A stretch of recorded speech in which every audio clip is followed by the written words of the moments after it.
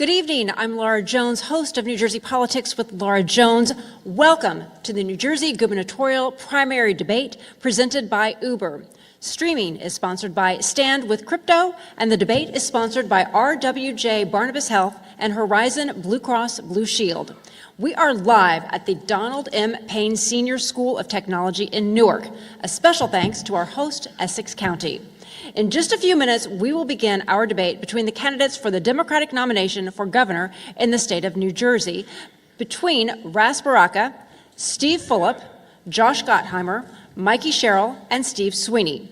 The winner of June's primary election will go on to compete in November's general election for the seat currently held by Governor Phil Murphy. Tonight marks the final debate of the 2025 gubernatorial primaries, and we are proud to host this in-depth 2.5-hour debate focused on three key issues: affordability and taxes, education and public transportation, and development. These debates were awarded by the New Jersey Election Law Enforcement Commission, and we've built this format to give candidates the time and space to go beyond sound bites and really dig into the substance. Joining me this evening on the panel is David Wildstein, editor of the New Jersey Globe, Micah Rasmussen, director of the Rebovich Institute for New Jersey Politics at Rider University, and Joey Fox, congressional correspondent for the New Jersey Globe. Our questions this evening are intended for Democratic primary voters. We developed these questions specifically with undecided voters in mind. Tonight's debate is designed to help those voters make an informed decision as they prepare to head to the polls on June 10th. And on Tuesday night, we're going to do the same for the Republicans. As to the rules tonight, panelists will direct questions to individual candidates, with each getting roughly the same number of questions. Answers are limited to 60 seconds, rebuttals to about 45 seconds, and back and forth will be at my discretion. I also have my bell standing by just in case.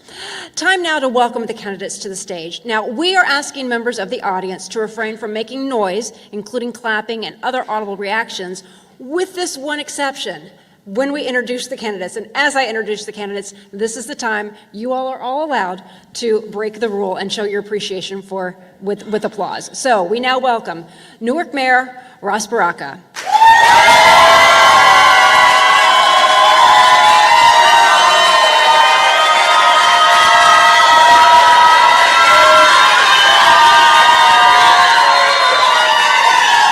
We'd like to, Congresswoman, our next is Congressman Mikey Sherrill.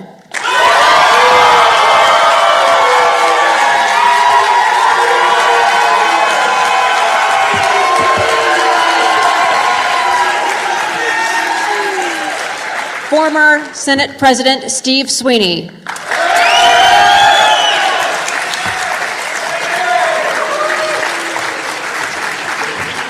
Congressman Josh Gottheimer.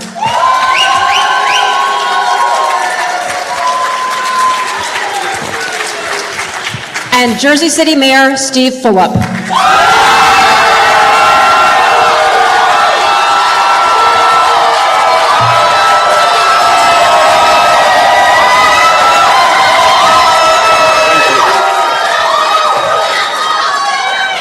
All right, that's all the audience is allowed at this point. And now it's back over to us.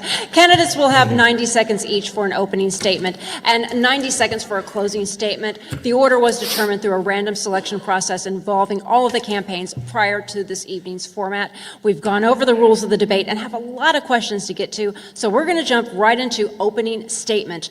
Josh Gottheimer, you will be going first, followed by Mikey Sherrill, then Ras Baraka, Steve Sweeney, and Steve Fulop. Josh Gottheimer, the floor is yours. Thanks for having us, and great news about the transit strike. I love Jersey. I grew up here. My dad was a small business owner. My mom was a school teacher. It was a place that usually most people could afford when I was growing up. But right now, we know the reality. People are getting crushed, nickel and dimed every which way. ARP just put out a survey that 41% of seniors are actually thinking of leaving the state because it's too expensive. We've got the second highest child care costs in the country. Starting next month, you're going to have utility bills up 40% in 1 year. Trump's tariffs are killing people and killing their retirement savings. People just can't afford to be here. And we've got, of course, the highest property taxes in the whole country. That's why I'm running as the lower cost, lower taxes governor, to make life more affordable for people, because we have to. I want everyone to be able to stay here and raise their kids here and be able to stay here when they graduate or when they're a senior. Listen, I'm going to cut property taxes by nearly 15%. I'm going to give the middle class an income tax cut. We're going to help renters with a rebate because rents are up 33% in the last 5 years. And of course, we're going to help our seniors. We're going to give them a break every year called a senior bonus if they stay here when they're 70. We can do this. I worked for Presidents Clinton and President Obama. I also beat a 7-term Republican right-wing incumbent. We're Democrats. We can take on these challenges. They're not impossible. In fact, we're the ones who have a record of getting these things done. We can solve this problem, and when I'm governor, we will, and I'd love to have your support. Thanks so much. Mikey Sherrill, your opening statement. Thank you. My name is Mikey Sherrill. I've served this country my entire life. I took my first oath to the Constitution when I was a teenager at the Naval Academy. I served for almost 10 years as a helicopter pilot and a Russian policy officer, and then again at the U.S. Attorney's Office, and now in the United States House of Representatives. And I also have 4 teenagers. So not only have I fought my entire life for you and your families, but I'm going to continue to do that because I'm so worried about the future we're about to leave for our kids. And we know what the stakes are. We know Jack Ciattarelli has promised to doge New Jersey. Trump has said he's 100% MAGA. He said he's going to not stand up to Trump on anything and go along with everything. And we also know that he said he's going to cut funding for Planned Parenthood and put in place an abortion ban. That's why we need a different kind of leader. And you're going to hear a lot about people who've done things and are going to continue to do things, the same old, same old. But I'm going to fight the status quo. I'm going to take on entrenched interests for you and for your families, because we need to make sure we see a different future here. And I have a record of effectiveness. I've gotten a lot done here for our state, and I'll continue to do that. And I also have a record of getting out the vote in the biggest way possible. And that's what we're going to need in November, and that's what I'm going to deliver for New Jersey. So I'm asking you tonight for your vote. Please get out and vote on June 10th. Thanks so much. Mr. Baraka, your opening statement. Thank you. I know we have less than a month for this election, and people are still making up their minds, so hopefully we can get you to make up your mind this evening. I want you to join a group of people who have already endorsed and supported this candidacy. 32BJ, Working Families, Make the Road, People's Organization for Progress, the New Jersey Tenant Association, 450 Latino pastors. Most of the progressive organizations in New Jersey support my candidacy because they know I'm a progressive for real. I'm not just playing one on TV. I didn't just become a progressive 60 to 90 days before this primary. I've been a progressive. And people say I have these endorsements because of relationships. Yeah, that is true. I have relationships with people who need their rent lowered. I have relationships with people who can't afford to pay their mortgage and put their kid in college at the same time, whose health care is too high. I have a relationship with working people in this community, and they know that I am going to fight for rent control across the state. They know I'm going to fight for a public bank that invests in black and brown and women businesses. They know I'm going to fight for the reduction in healthcare costs, for universal healthcare for all of us. They know I'm going to fight so diversity, equity, and inclusion supercharges our economy, not destroys it. They know I'm going to fight Donald Trump, not just in words, but in actions. They are with me because they believe me. And I'm asking you not just to support me, or join me. I'm asking you to join a movement across this state and across this country to be against the worst kind of authoritarianism we've ever seen, and start by voting for Ras Baraka, June 10th, Democrat for governor. Steve Sweeney. Steve Sweeney, your opening statement. Thank you. And I want to thank the Globe for giving us this opportunity also. Look, my name's Steve Sweeney. I'm running for governor. I'm a union iron worker. Didn't go to college, went to apprenticeship school. But I accomplished a lot here in the state of New Jersey. And what we have to be careful about right now is, I can't tell you how many times we hear, well, we need somebody from outside to fix this place. Now, you actually need someone that knows what they're doing to fix this place, not to learn. Look, the candidates on this stage, you know, it's going to take time for them to figure it out. And that did with every single governor that I've ever met. It takes them 2 years. Well, I don't have a learning curve. And guess what? I'm the only candidate up here that did something about property taxes. I put a 2% cap in place. So in 2011, if we hadn't put that 2% property tax cap in place, Instead of $10,000, your property taxes would be $15,000 right now. What we need to do is be honest with our citizens and change the way we deliver services. It's very expensive. It's too tough. We can't afford it. And I am the one candidate that actually has a huge list of accomplishments, from the minimum wage, indexing it, to paid family leave, to women's right to choose. I've done those things, and I can do a lot more as governor. Thank you. Steve Phillip, your opening statement. Thank you. First, I want to say thank you to the NJ Globe for allowing us this 2.5-hour debate. Appreciate it. I hope people have water at home and rations. More than that, I want to take a minute and just talk a little bit about how this campaign is different. I'm not going to sit here and talk about my bio, because I think at this point, most of the voters know who's an iron worker, who's a helicopter pilot, who's a mayor. I want to talk about this moment in time and why our campaign is different. Our campaign is based on 3 things. I talk about the corruption tax that you pay in New Jersey that is unique to New Jersey. It transcends everything that we do, and it's part of the affordability crisis. And I'm in that lane alone talking about how we need to change that from North Jersey to South Jersey and how we're going to get there. I talk in more detail than anybody else, with specifics, not platitudes, saying this is what I'm going to do on transportation and this is what I'm going to do on housing. It's specific because I think that people in New Jersey need a clear vision on how we are going to move forward, because Jack Ciattarelli will be tough to beat in November. And absent a clear vision with specifics, not platitudes, we will lose in November. And then finally, we are in a unique moment in time when this state and country is at risk. And I speak with specifics about the actions I will take to stand up for New Jersey values. Our campaign is different, and I hope you stand with me on June 10th. Thank you. All right, we thank you all for your opening remarks. Now, as I mentioned in the welcoming remarks, first, that's all from the audience that we're going to hear. We appreciate your support, but we want to make sure we keep this debate on track. The way we've structured this debate is divided into 3 sections: affordability and taxes, education, as well as public transportation and development. Joey Fox is going to start this first round with a series of questions on transportation. Joey, over to you. As I think many viewers probably know at this point, the New Jersey transit strike is over. It was an engineer strike that shut down the state's commuter rail system for 3 days. Senator Sweeney, what do you think the state needs to do in the future to prevent similar disasters like this from happening again? Well, don't wait for 5 or 6 years to settle a contract, number one.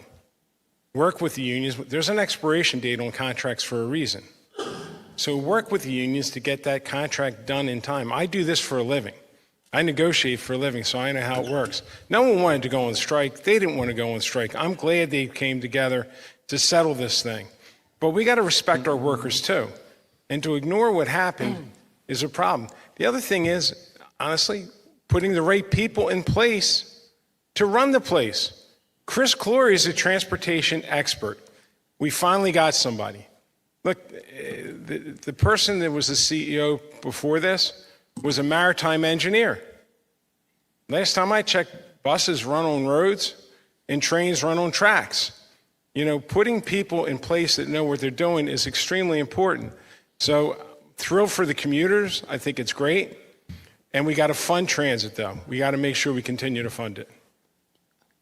Mayor Baraka, do you have a response to that? Yeah, I think we need to make sure we have dedicated funding for transit. It's not there. The corporate millionaires tax needed to not be rated. We needed to use that to continue to fund transit as it is. Stop using our capital funding to pay operating costs if we had sufficient funding.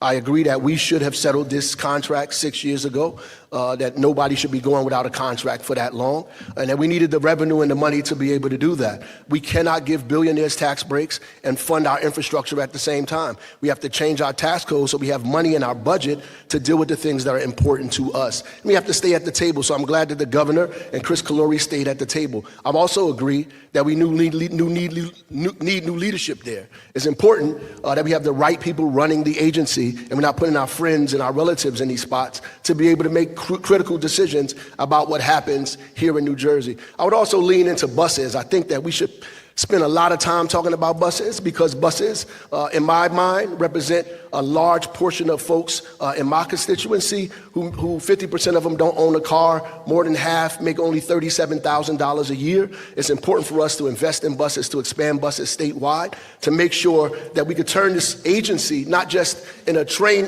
in an agency that takes people to New York and Philadelphia, but talk about moving people around the state of New Jersey. So, Mayor Phillip, I want to bring you into this as well with a slight update to the question. You've been endorsed by a number of transit unions in this race, although not the union that was specifically just on strike.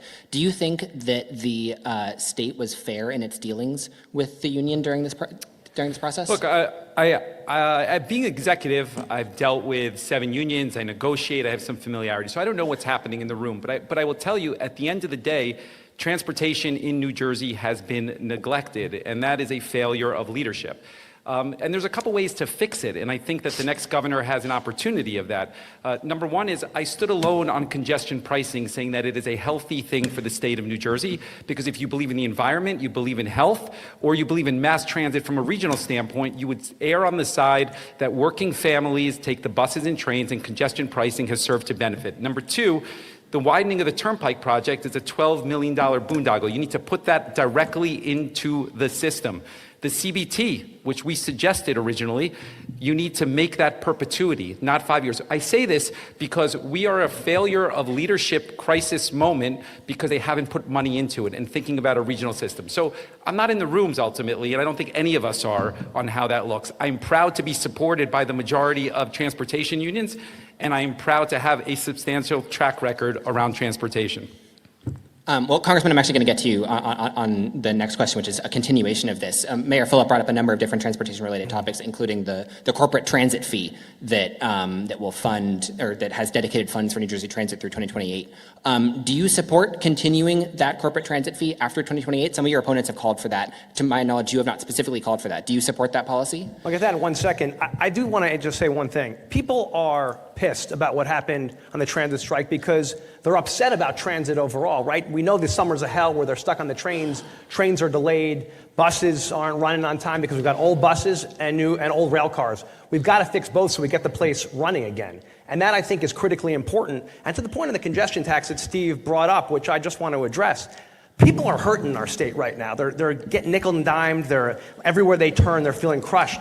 The idea that we would hit hardworking families like nurses and electricians and teachers with a new $9 a day tax to drive into New York is outrageous. You fight New York when they mess with Jersey families. You don't allow that to go on. And Steve should also know that actually the congestion tax would cause more pollution in northern New Jersey. There's not a lot of options, Steve, for people in a lot of places in our state for mass transit. That's why a lot of people have to drive, unfortunately. We want more mass transit, which is why we should invest in more mass transit. It's why, of course, right now you've got the corporate tax to be able to help invest more in mass transit. We got to keep investing in mass transit. It's critical for our state. So I just want to... Joe, he mentioned me by name. Could I respond to that, please? Sure, but I do also want to ask him the follow-up because the ultimate question wasn't answered. Okay. Well, everybody's going to mention me by name, so that's great. That's good. Okay. But I want to follow up. But first, Congressman, do you support extending this corporate transit fee? I think right now it's in place for 3 years. We'll see what the next budget calls for. Right. The bottom line is I want to make life more affordable for people, not increase taxes. That's the same old way in Jersey, right? And hitting people when Jersey and New York people drive into Jersey, New York people drive into Jersey with yet another tax. I want them coming to Jersey to eat at our restaurants, to go to our stores, and hitting people with another fee to drive into Jersey is going to drive people away from Jersey. Listen, the corporate business tax. Corporate business tax was proposed in 2018 by Senator Loretta Weinberg and me. I'm thrilled that they passed it. But what they didn't do is constitutionally dedicate it. I know how this stuff works. What's going to happen here is in 3 years, if that money isn't dedicated, it's going into the black hole called the budget. That's the thing we got to fear about. Look, they raised it last year and took the $1 billion and used it for the budget, not for transit. We have to make sure that transit funding is in place and it's used for the purpose that it's being raised.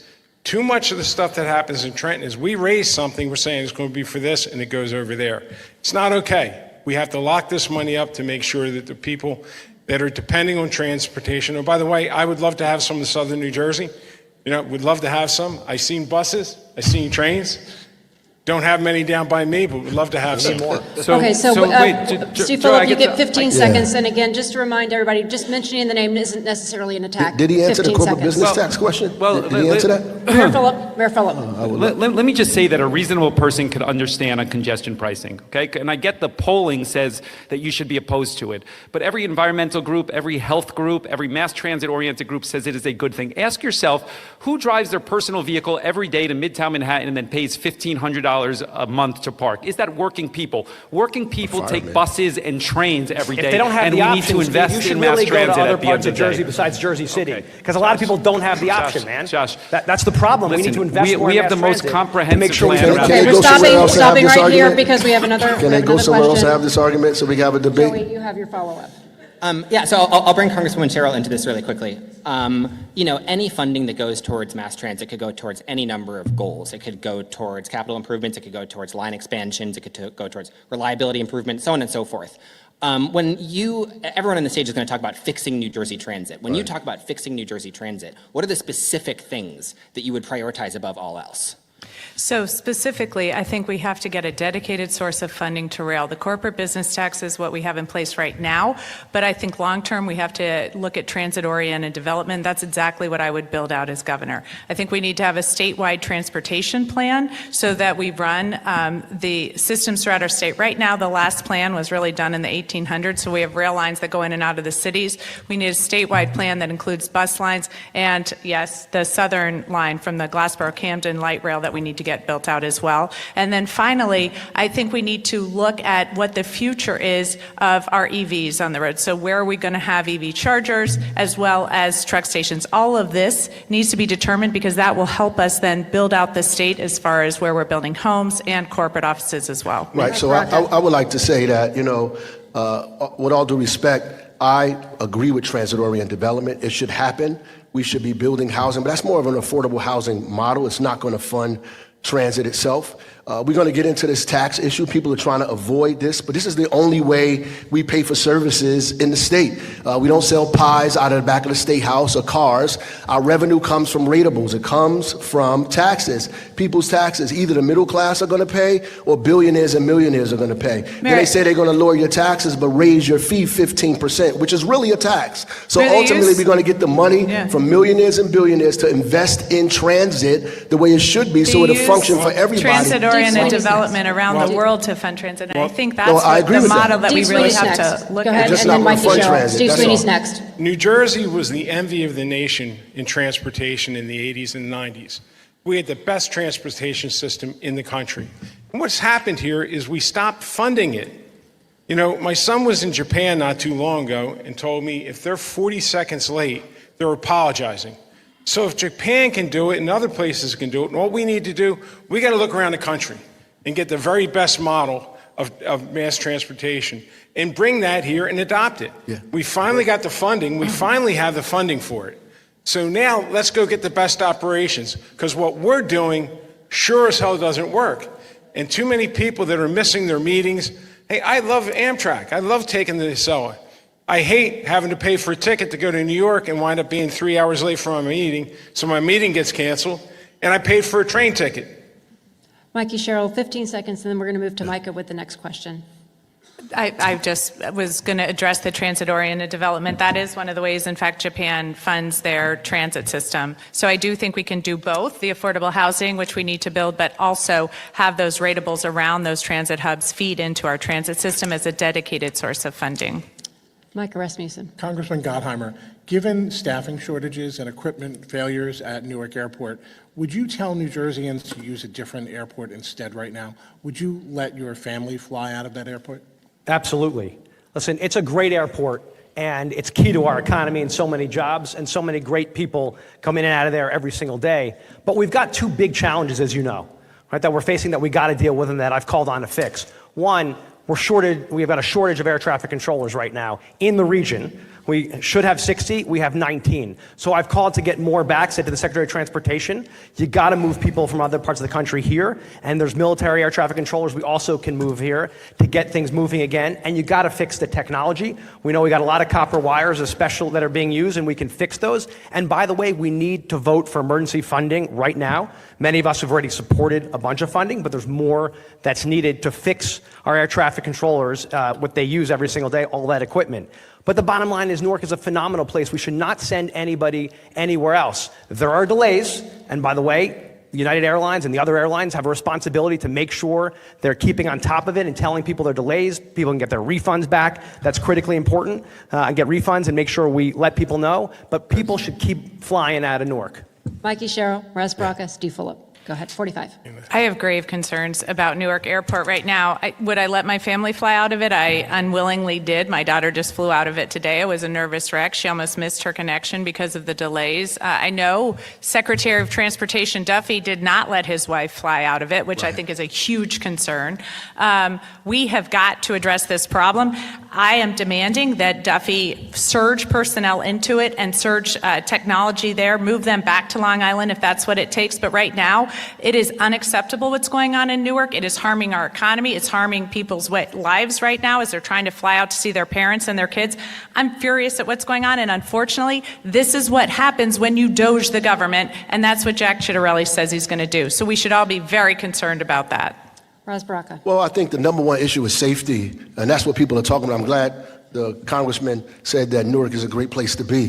Spend some more time here. The reality is we keep talking about the economy, the same thing we did during COVID, right? The economy is important, but safety is first, right? The fact that they're delaying and canceling flights is because it's unsafe in the airspace. We have to slow these planes down. We have to put space between them. And I agree, we need to push people to hire air traffic controllers immediately, fix radar systems and infrastructure immediately so we can have a long-term fix. But people are traveling out of Newark tonight.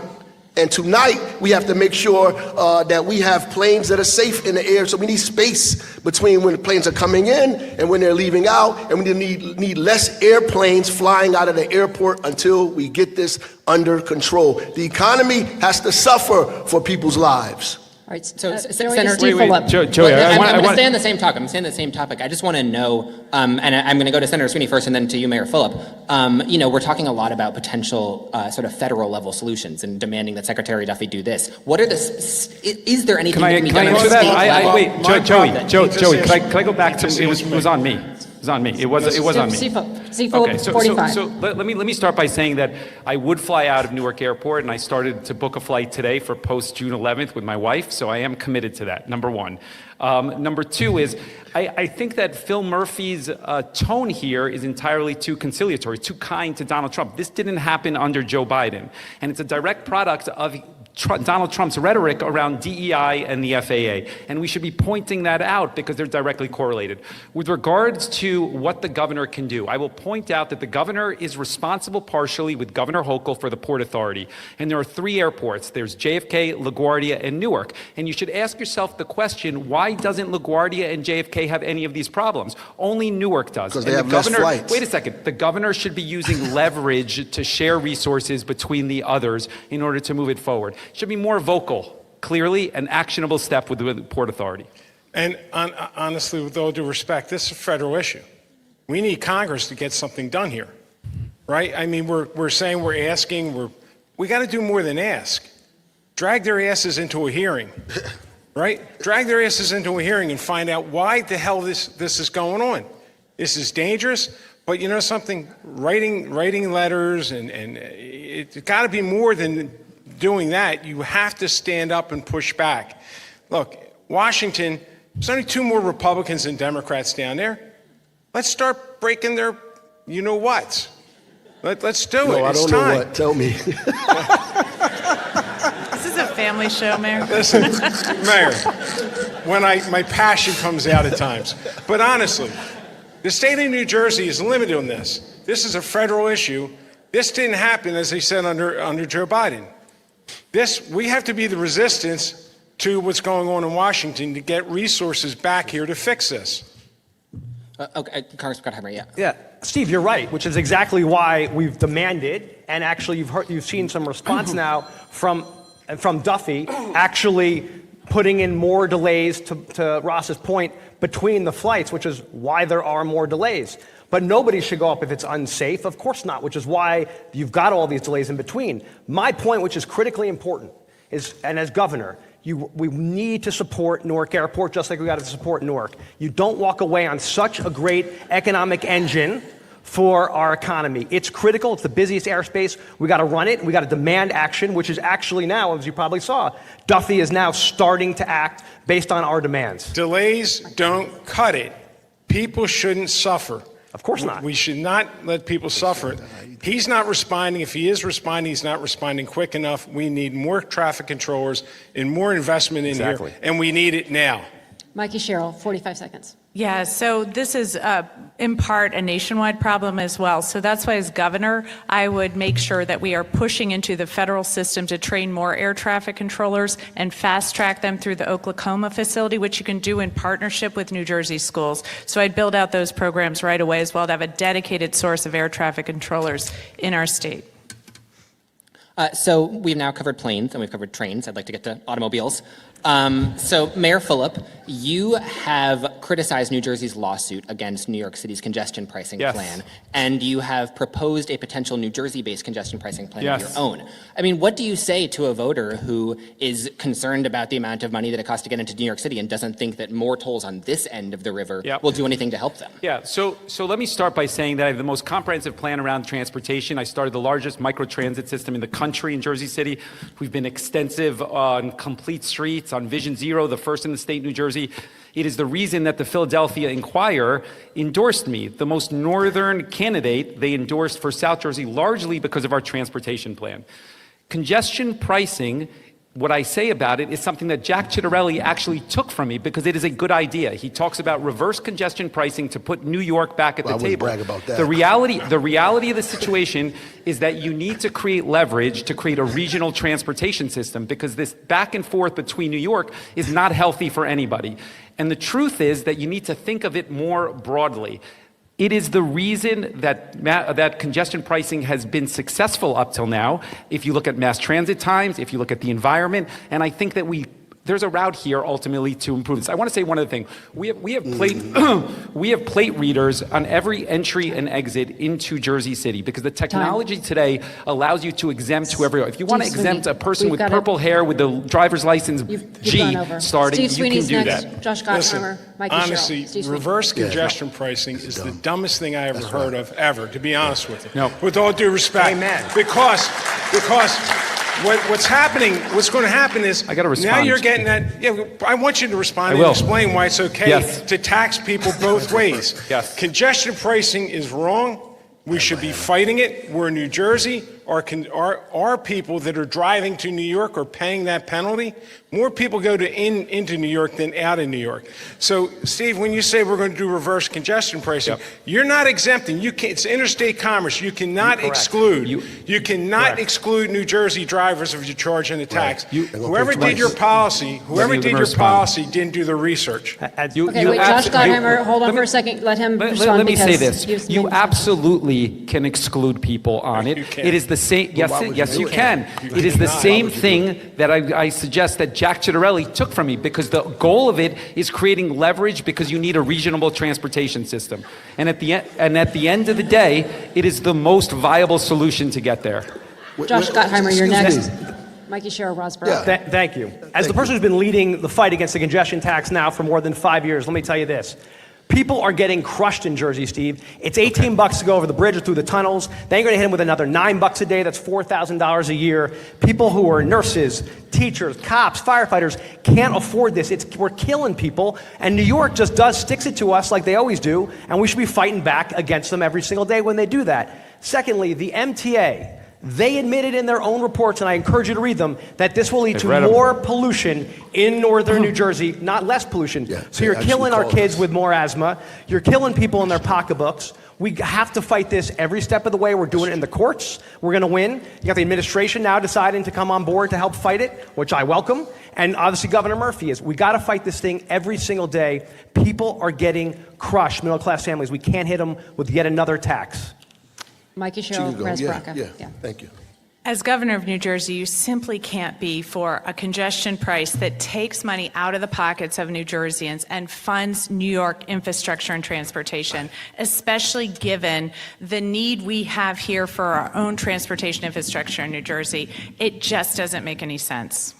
Res Baraka. But before we go on, can we just make a deal not to mention Jack Chitterelli's name at this debate? But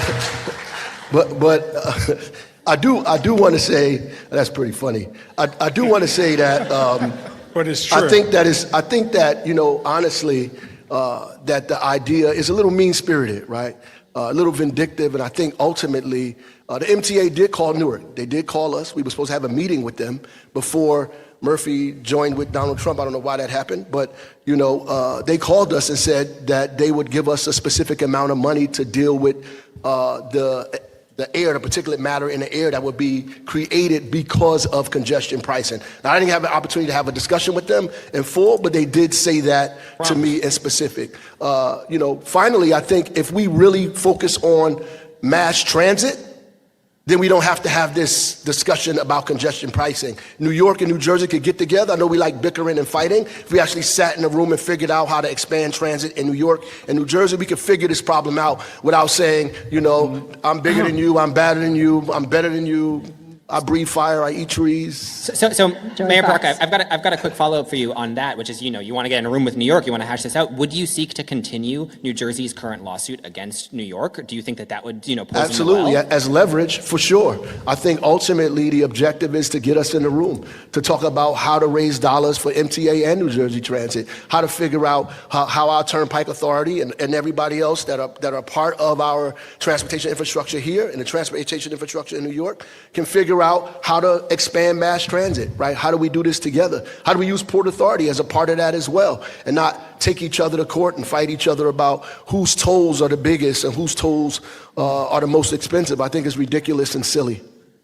Joey, can I respond since the focal point was me, which I like, actually, okay? Let me say that's a good sign. That's a good sign. But the reality of the conversation is that the lawsuit has not worked. And when there was an opportunity to get $150 million at the end of the process, we squandered that. And had you had that $150 million into the system, maybe you wouldn't have had a strike. Every mass transit advocate, every environmental advocate, every health advocate says that I am on the right side of this issue. And I get it, the politics of it. We could all test the polling and say the sound bites, but the technology allows you to exempt whoever you want. And New Jersey people would not be taxed twice for obvious reasons. I'm sorry, that It is is not accurate. true. It is accurate. It's not It is true. accurate. It's not true. Listen, I know Steve Sweeney, people. then Josh Gottheimer. I know some Again, people will 45. say things on the stage that are not true. It This is true. absolutely not true. Okay. It's interstate commerce. Look it up. It's interstate commerce. But most importantly, the only way we're going to get leverage with New York, honestly, is when you deal with a bully, you punch them right in the nose and they pay attention. That's how you deal with a bully. New York is bullying New Jersey, abusing our citizens that are driving. By the way, what we should be doing is going to these New York companies, finding out, we got their tax information, saying, why don't you come to New Jersey? Why don't you come here? We'll do the incentives to bring your businesses into New Jersey. So, like I said, you can say a lot of things. Interstate commerce is really clear. You can't tax some and not others. Wholeheartedly Josh Gottheimer disagree. first. Josh Gottheimer. Just for facts, of the $150 million, they offered us under $10 million. So they're sticking their hands in our pockets for $1 billion a year in New York. Not a nickel except $8 million is actually going to go to Jersey for our families. It's ridiculous to keep ripping us off. And the bottom line is we should say to Port Authority, we've had this cooperative relationship for 100 plus years together. Why aren't we actually continuing to work together? New York just can't stick it to our families, crush our middle class families when they want to give us a few crumbs to deal with pollution and to deal with what people are dealing with. That's totally wrong. And by the way, I think Steve's right. We're going to get more jobs here. We should fight every day to bring more jobs here. New York rips us off every day. It's time to stick it to them, fight them, and we should fight them. And this is the case one of where we should fight them. We can disagree. 15 we can seconds. disagree, but the reality is that I have more endorsements from transit-oriented unions than anybody up here. What's I have, that mean? wait a second. We said earlier that the entire South Jersey Philly Inquirer was based on my transportation ideas and suggestions. You were saying up here, we could disagree on what's true and what's not true, but there are independent qualifiers in this conversation. I got to answer to that. No. There's 15 nothing seconds, in your and then plan. we're going back to There's Joey. nothing in Of your course plan to address transportation in South Jersey. Of course there is. You might have put light rail in recently. No, when from I day look one. at your Steve, I read your plan. You said Steve. read my plan. I read it. There Steve. was nothing for South Jersey.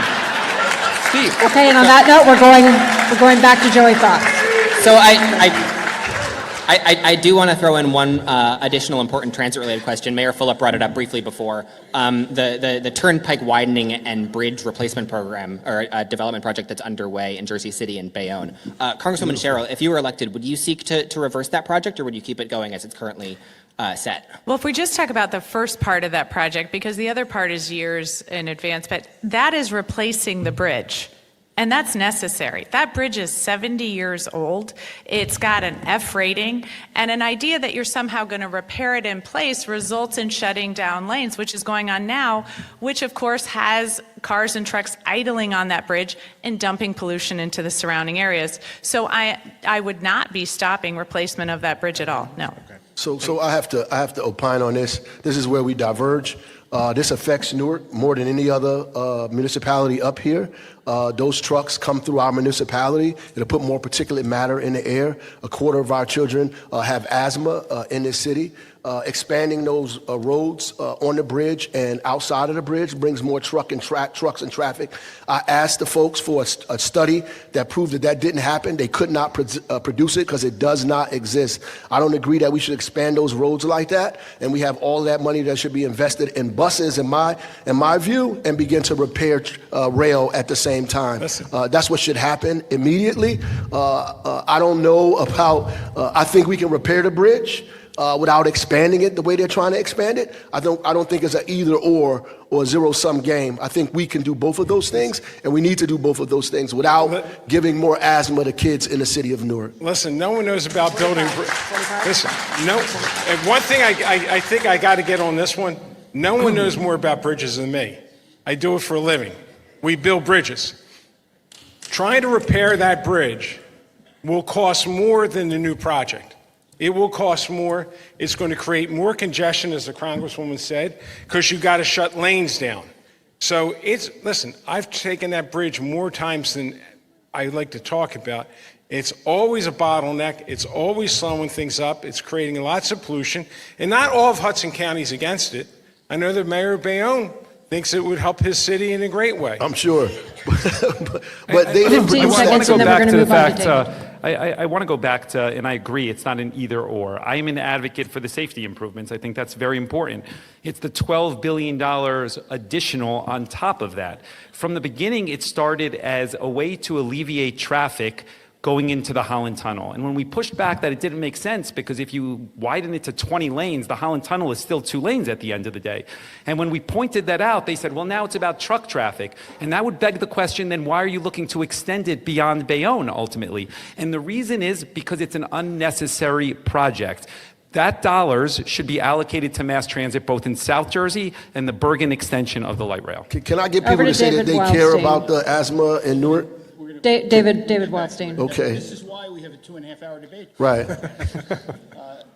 I'm sorry to Don't give him hamper that. on all the fun that you're having here, but I want to go to development. I want to go to housing and ask you a question that has been around for as long as I can remember in New Jersey.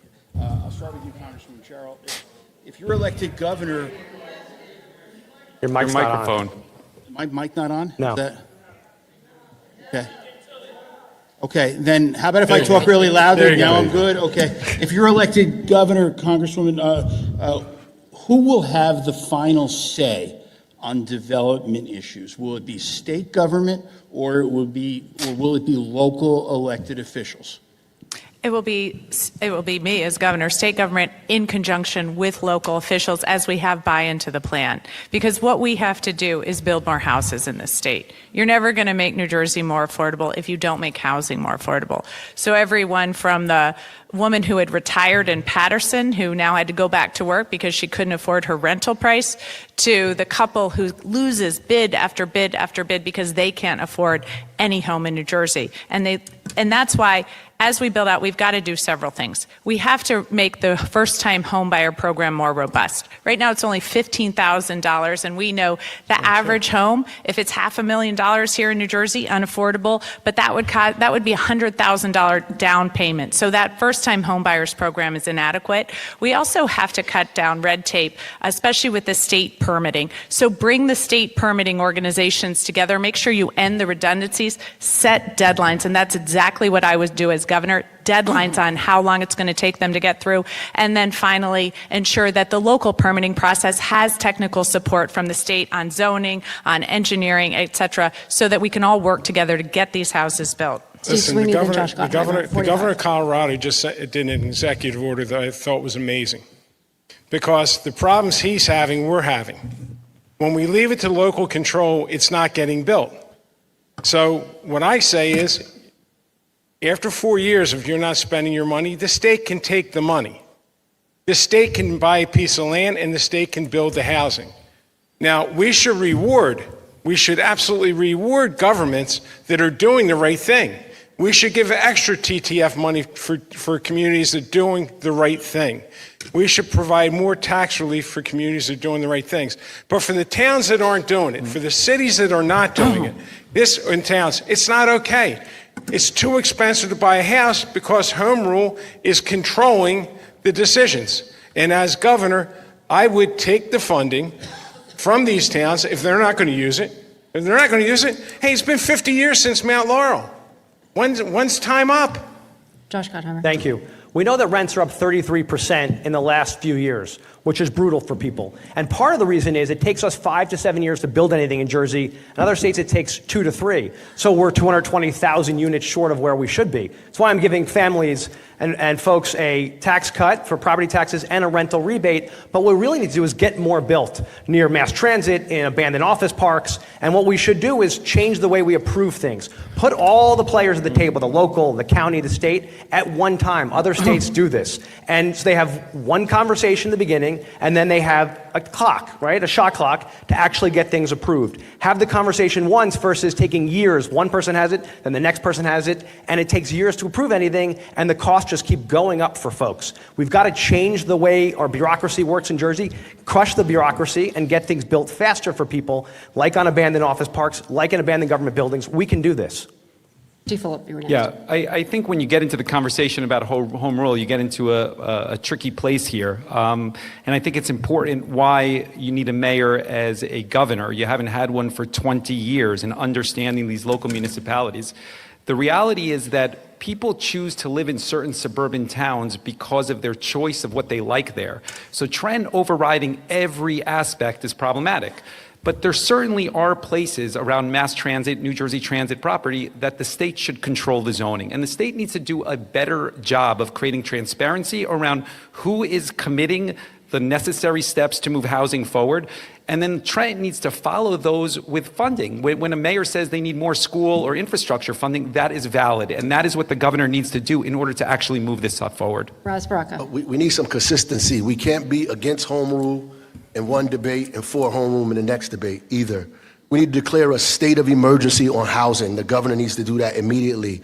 The policy should be driven by the state of New Jersey, by the governor, with the support of local building trades, support of community housing advocates, and local elected officials to sit at the table to decide how much housing they want to build in the next 2 or 3 years. I would say 15 to 20,000 units of housing, identify places to build it, transit first, and begin building that housing immediately. We begin to empower community development organizations to build low-income and moderate housing and affordable housing in communities where big buildings can't go, and empower community-based organizations to do that kind of housing in those communities with with clinics at the bottom of it, with retail at the bottom of it. This is exactly what needs to happen across the state of New Jersey. And if we had a public bank, we can invest our money in that bank and begin to create a fund so we can begin to affect the market for low income and affordable housing in the state of New Jersey. Right now, the market is only for luxury housing, and that's a fact. And So, anybody can say that they built David- affordable housing in New Jersey, David's going to,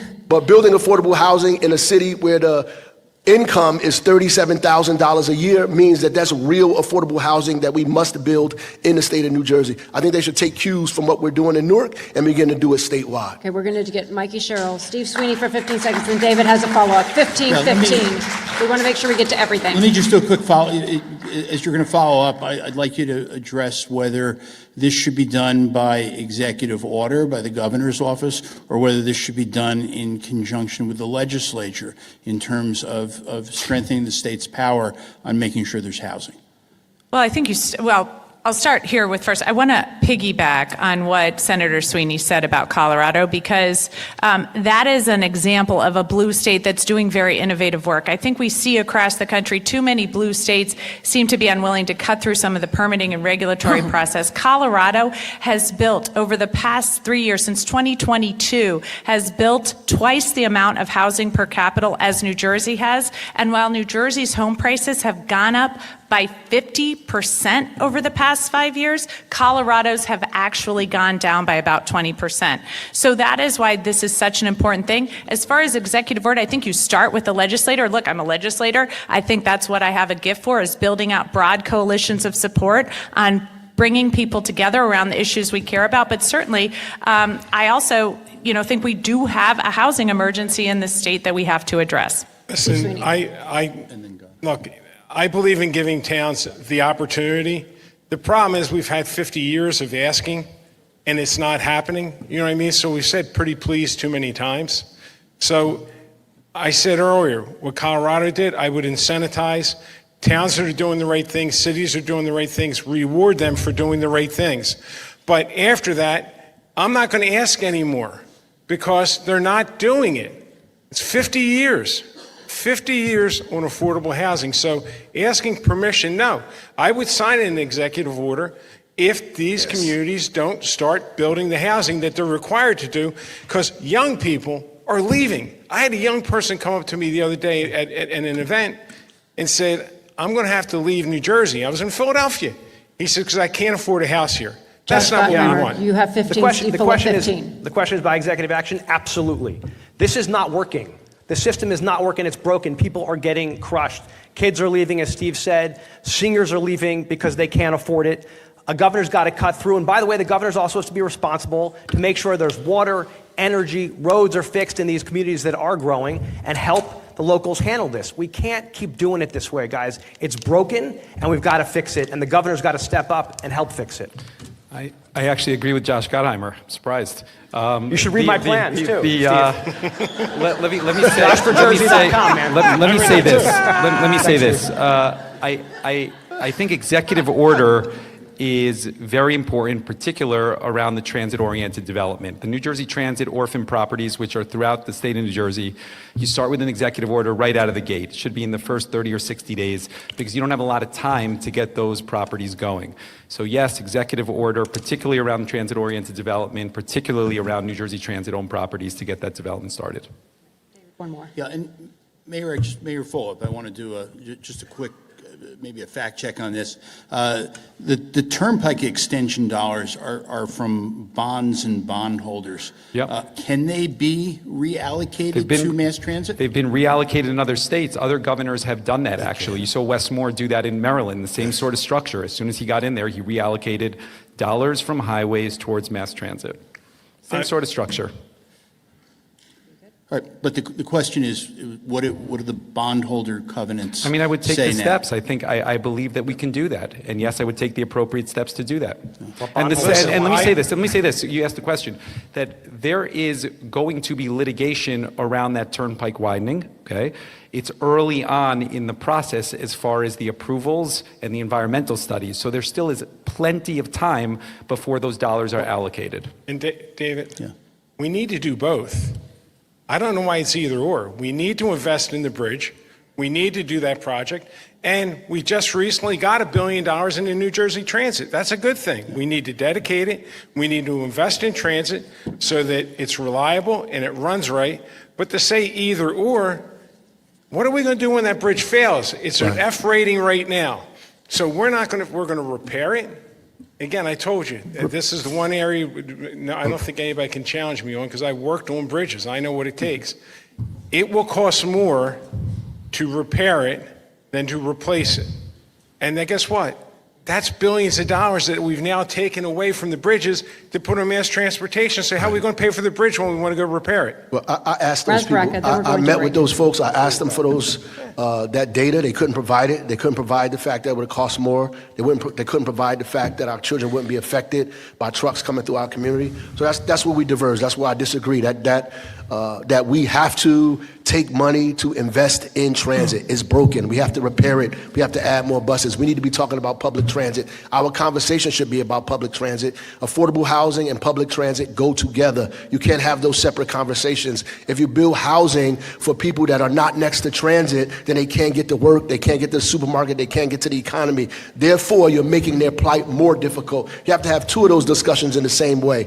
Expanding transit and expanding housing is a plan that has to have to overlap with one another, right? It can't be separate. And I would support an executive order immediately because housing is an emergency in this state. All right, we're going to wrap on transit and development, and we're going to take a very quick commercial break before diving into our next topic, which is education. Stay with us as we continue the New Jersey Gubernatorial Primary Debate presented by Uber, live from the Donald M. Payne Senior School of Technology in Newark. Stay with us. Thanks.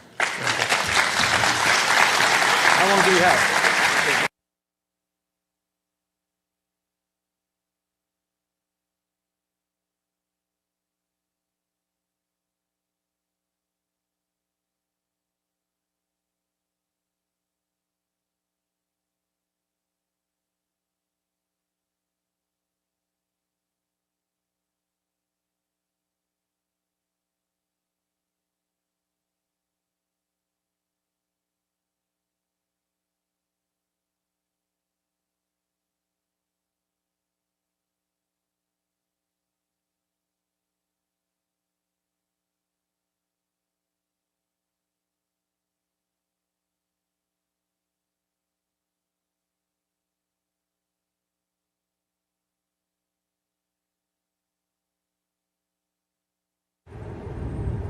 Everything is getting more expensive.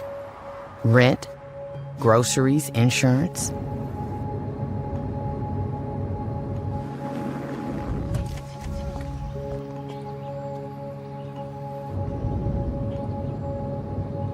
Uber is essential to my passengers. Insurance has gone up. This is hard for people. Join our fight to protect your access to affordable rides. If you have chronic joint or back pain, this is probably where you spend your time. Might we suggest a better destination that's close to home? RWJ Barnabas Health, where orthopedic surgeons designed the surgical implants that are now used around the world, and where you'll be cared for by the same doctors that treat professional athletes and rising stars. Get back to what you've been missing. Orthopedic care. Do it right. Here, RWJ Barnabas Health. Today, 52 million Americans own cryptocurrency. We are the pioneers, the visionaries, the builders of a growing movement with the power to democratize the old economic models and create a world economy of the people, for the people, and by the people. We are crypto. This is the moment for us to make our voices heard. We are the catalyst that will create a new world. With our numbers, with our voices, with our votes. We are crypto. Karen's about to retire. Here's what's going into her retirement. There's us. She raised us on our own. 10 years as my roller derby wife. Three schools she's opened. She's a mother. I think we turned out all right. She's a friend. Our mothers could tell stories. She's a teacher. She may be retiring, but she's not done. I'm never gonna stop. Retirement is the sum of your life's work. Now what? Get income for life and protect your life's work with Prudential. Every child deserves a great public school that meets their needs. That's why many families take advantage of charter schools as an option that's free, public, and open to all. See what's possible. Find a charter school near you. Hello, I'm Ferlanda Fox-Nixon, President and CEO of NRBP, the premier chamber of commerce serving the greater Newark region. Our mission is to strengthen the region's business community through connections, resources, and advocacy. From member-exclusive opportunities to public events and more, NRBP helps businesses of all sizes grow, engage, and succeed. Join us at NRBP, where business meets opportunity.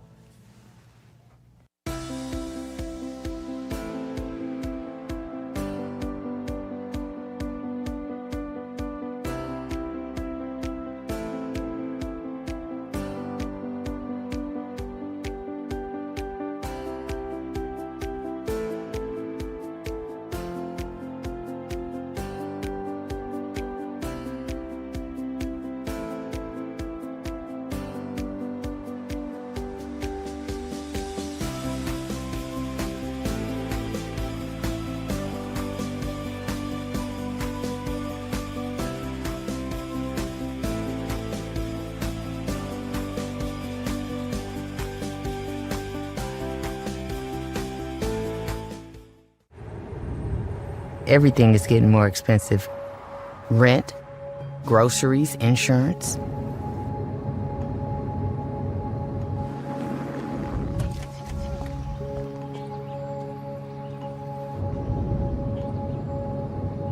Uber is essential to my passengers.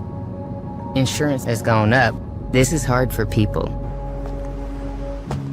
Join our fight to protect your access to affordable rides.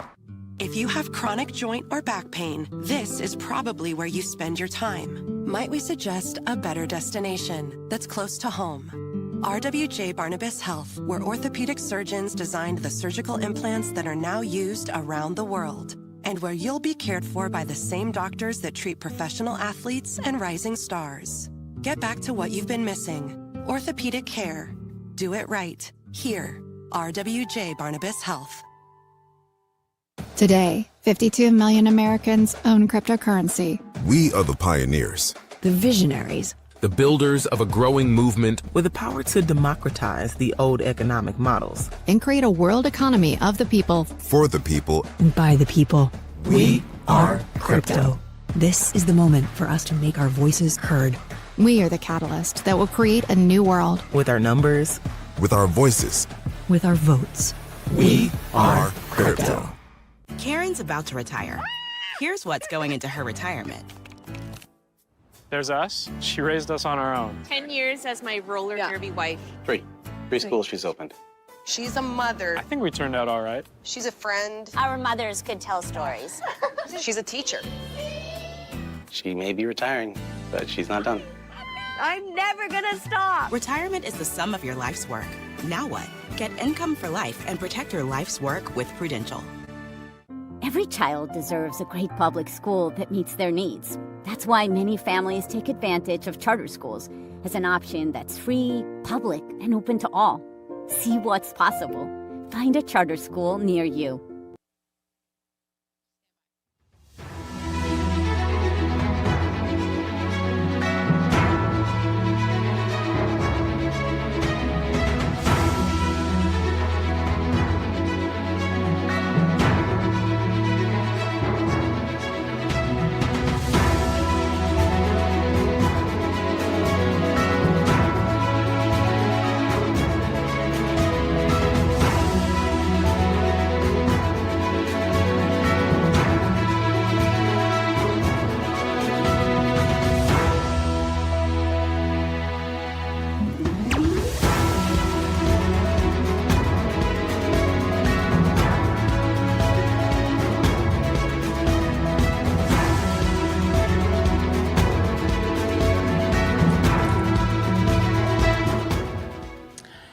Welcome back. We are live at the Donald M. Payne Senior School of Technology in Newark with the New Jersey Gubernatorial primary debate presented by Uber, and I'm Laura Jones. Now, a few reminders as we're coming back to this next next segment. We're going to give each candidate the opening question. They're going to get a minute to respond. And I see everybody wants to jump in, and everybody's going to get 45 seconds. So I see you. I'm going to point and do the best I can. Everybody's going to get 40 seconds. If there's an attack or the other back and forth, we've reserved the right to do the other 30 seconds. Believe it or not, we're actually keeping pretty close to on time with this debate here. But before we get back to our panelists, we have a question from a student from here at Payne School. That was submitted to us, and I'm going to read that question. And the first question, we're going to go to Steve Fulop on this one. Everybody's going to have actually 30 seconds to respond to this one. And we're just going to go right down the line. Everybody's going to get to answer the same question from the students. All right, question from the student is, what policies will you implement to attract and retain high-quality teachers? Steve Fulop, that question goes to you first. Well, I think, first of all, in order to retain high-quality teachers, we need to do a couple of things. We need to roll back some of the changes that Christie made, particularly around the tier system. That's number one. The healthcare changes that Christie made are problematic as well, because you cannot attract teachers into the profession under those constraints that were created then. It might have sounded good at the time, but I think looking back over the last 15 years, you see it's problematic. Finally, I think we need to be investing in our school structures. You have schools throughout the state of New Jersey that don't have air conditioning, that are outdated facilities. We need to update them, because I think reasonably, nobody will want to be in an environment that is not clean, that is not air conditioning, that doesn't feel safe, that doesn't feel modern. So I think those 3 steps that you can do to improve teacher retention and attract new teachers into the profession. Josh Gottheimer. Thanks. My mom was an educator. We got the best schools in America and New Jersey. I'm very proud of that, and that's how we get a lot of people to want to come to Jersey and stay in Jersey. But we got to pay our teachers well. And that means we got to bring COLAs back. We actually pay them and make sure they can afford to stay here. We can't change deals on them midstream because, listen, our kids, our future, and they rely on the best educators. So that means whether you're talking about universal pre-K, which I believe in, or all-day kindergarten, we've got to have the best physical structures for them, but most importantly, every kid in Jersey should get a great education no matter where they live or where they're from. Steve Sweeney. We need to pay them better. I agree with Josh. These are very, very intelligent people that go into any other field and make a lot of money. I'm proud that we actually fixed the health care. We did a thing called Chapter 44 where taxpayers and the teachers actually pay less now than they were paying. So again, paying teachers what they're worth, we couldn't pay them. It's just too much money. But we do need to pay them better than what we're paying them right now, because they have a lot of choices and they're choosing to educate our children. Because they're educating our children, we got to make sure we take care of them and their families. Mikey Sherrill. So during COVID, I had 4 school-age kids, and it was pretty horrible for families, and it was really tough on teachers. And I heard them, because my kids were on their computers at the kitchen table, month after month after month, doing really yeoman's work to try to keep kids engaged, and they're burnt out. And that's why we really need to support them with new teachers. In Lacey Township, K through 12, every class is over 30 kids. That's too much. So that's why I would have certificate programs for long-term substitutes, pay student teachers so they can afford to go into education, and then have on-ramps for teaching in programs like high-intensity tutoring, so that those people who come out to tutor our kids who find they love teaching already can have a pathway to becoming a teacher in our school system. Maris Brackla. I was an educator for 23 years in Newark Public Schools. Obviously, the first thing is increase teacher pay, fully fund the pension, restore cost of living increases, get rid of the tier system at the same time, make all schools community schools to provide teachers with the scaffolding and the support that they need in the morning and the afternoon so they can spend their time educating students and not dealing with problems that students have. So you need to build community schools there. You need to give teachers more control over staff development. They need to be involved in their own staff development to create what they need in a classroom. And lastly, this over-reliance on state tests, we need to begin to move away from that to give teachers more control in their classroom so they can begin to judge their work on the kids from moving them from one place to another, not this unrealistic goal that people put on them. Okay, we are obviously on the topic of education. I ask the audience to hold their applause, please. We're on the topic of education for this next segment. Mike Rasmussen from the Revich Institute for New Jersey Politics at Rider is going to take the first question here and the lead on this particular topic, education. Congresswoman Sherrill, last week Mayor Baraka said education should be paid for by the income tax rather than the property tax. Do you agree that it would make sense to pay for a state constitutional right to a thorough and efficient education from the broader statewide tax base? So what I think we need to do as far as property taxes is just combine some of the schools. We have certain towns that don't even run K through 12 schools, and they have the whole administrative cost and facility burden that every other administrative cost has for full school systems. I'll also tell you that right now we're going to see our student population go down because in 2007 that was a baby boom, and those kids are graduating high school. I know that because I have a son who's graduating high school.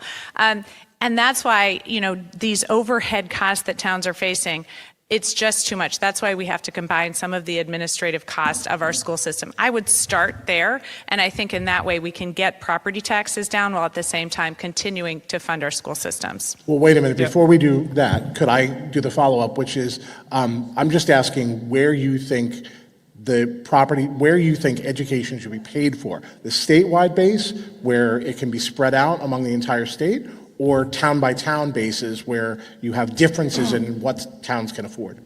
So I actually like a county-based system more, and so moving as much as, moving several like occupational schools to a county-based system, magnet schools to a county-based system, a school like this that we're in tonight here at the Essex County Technical School, the Donald Payne Essex County Technical School. This is the kind of school that can really draw students from all over the county and defray a lot of the cost of our municipalities. Okay, Steve Fulop, and then Mayor I Rasmussen. think shared services is obviously a part of the conversation. We've done a lot in Jersey City around that. First of all, you need to modernize the school funding formula. It hasn't been updated since 2008, and I think it needs to be updated and take into consideration school districts that have larger diversity, ESL, and funded accordingly around that. Secondly, special education needs to come out of municipality by municipality and needs to be funded by the state. You'll give a better product to the parents and lower property taxes ultimately. And I think those are two important steps that you could take right out of the gate in order to kind of move this conversation forward without shifting away from property taxes entirely to income taxes. And of course, I want to say you do need to raise taxes on the highest earners, without saying. Mayor Rasmussen. The state Supreme Court said this, not me. They said it was illegal to fund our schools through property taxes alone, which is why we subsidize. That's what Abbott versus Burke was about, which is why we subsidize cities like Newark and Jersey City and all these places get subsidy because of the property tax. All of these cities are not Abbott districts anymore, so the school funding formula is broken. The people who live in those buildings in Jersey City, those kids they don't have kids in those schools. They come from still marginalized communities that are in those neighborhoods that are losing money and resources because the state is pulling back funding because they still have the old funding formula. Yeah, it needs to change. We need to be doing the same thing the federal government does when they do free and reduced lunch. They find out the incomes of the people in the school and they fund schools based on that. Now we can have a variation of that, but that should lead us. It shouldn't be the tail, it should be the head. Okay, Steve Sweeney, then Josh Gottheimer. And thank you. The school funding formula was updated in 2008. It actually was implemented in 2018 to make sure the money followed the child because the money wasn't getting to where the kids were. It was woefully out of whack. That being said, it should be reevaluated every 5 years. And I agree with Steve Fulop. Extraordinary special education needs to be at the state level. When I left the Senate, we were funding it completely. Now it's back to where it was, so it's not working. But most importantly, before we decide about how we're going to pay this, how about if we get the cheapest price? We need to make all school districts pre-K to 12. No more K to 2s, no more K4s, no more K6, no more K8s.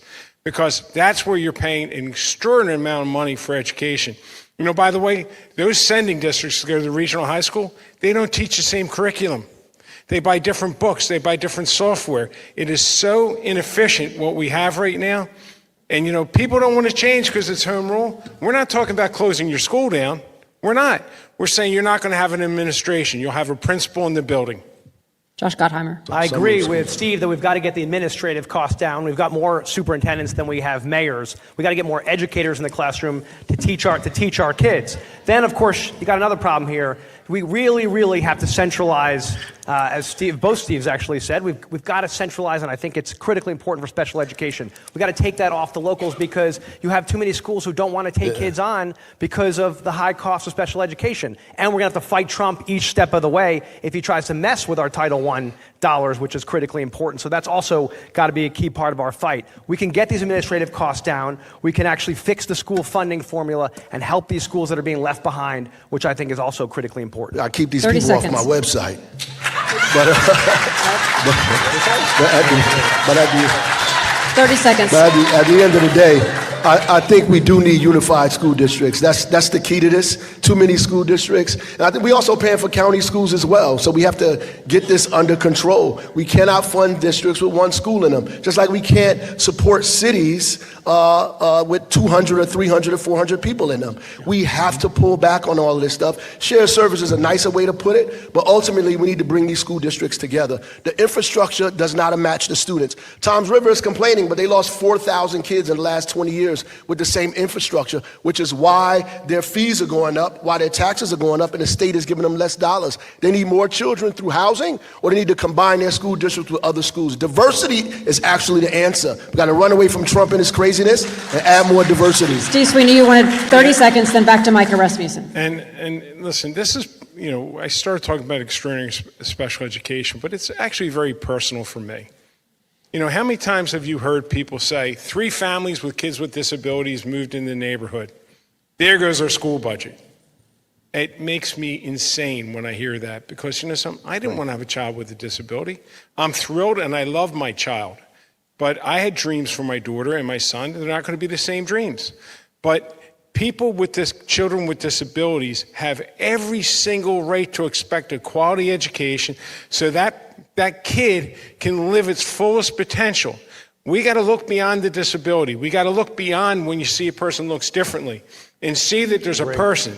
And that person deserves the opportunities as anyone else. And that's why this is very important that we did it. I did it when I was the Senate president, and I'm going to do it again when I'm the governor. Mayor Baraka, you criticized Congresswoman Sherrill for saying one of the ways to address the persistent racial wealth gap is third grade literacy. As a former principal, do you believe there's a correlation between reading proficiency and higher lifetime earnings?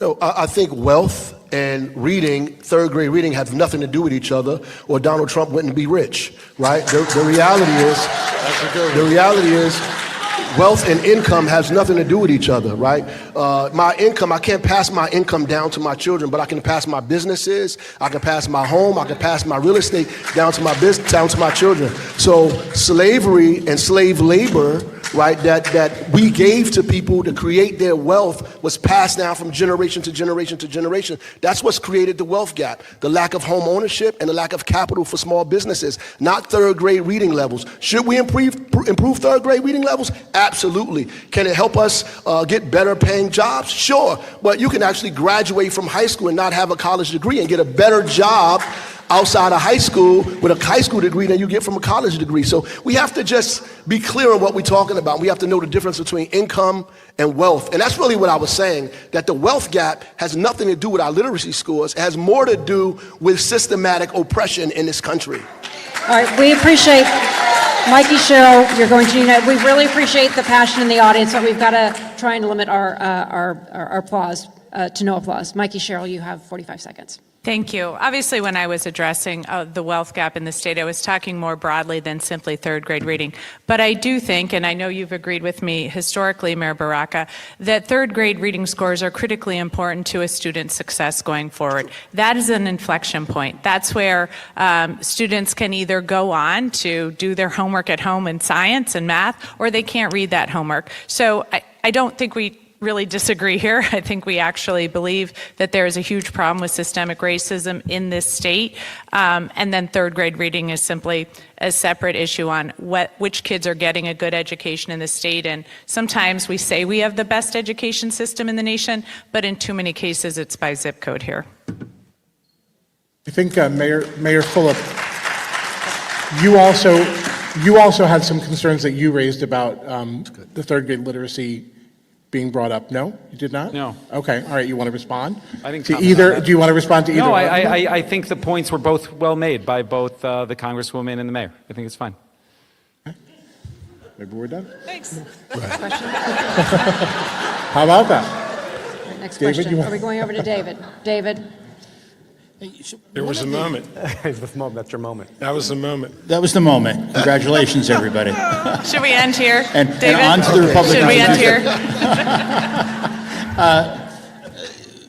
I want to start. I'll start with Mayor Baraka. One of the things that municipal officials complain about, and they do it on a bipartisan basis, is the uncertainties of a school formula and their inability to plan long term until they wait for the legislature and the governor to reach a budget deal. Is that a valid concern? And if you think it is, how will you fix it? It is a valid concern, but more of a concern is health care. We don't know what the healthcare costs are going to be before we balance our budget because healthcare costs go up arbitrarily because insurance companies and hospitals make deals, which is why we need reference-based pricing. I also think that the budget should be done earlier, right? That we need to have a 3-year kind of forecast of budgeting on a state level and bring the legislative branch in and the outside body in to solve for the things that we know we're going to have to pay for. One of them is pensions. Another one is schools, right? The other one is property tax relief. All of those things that we know are going to cost the state, we need to forecast those ahead of time so we can give municipalities the ability to figure that out way before the time that they have now.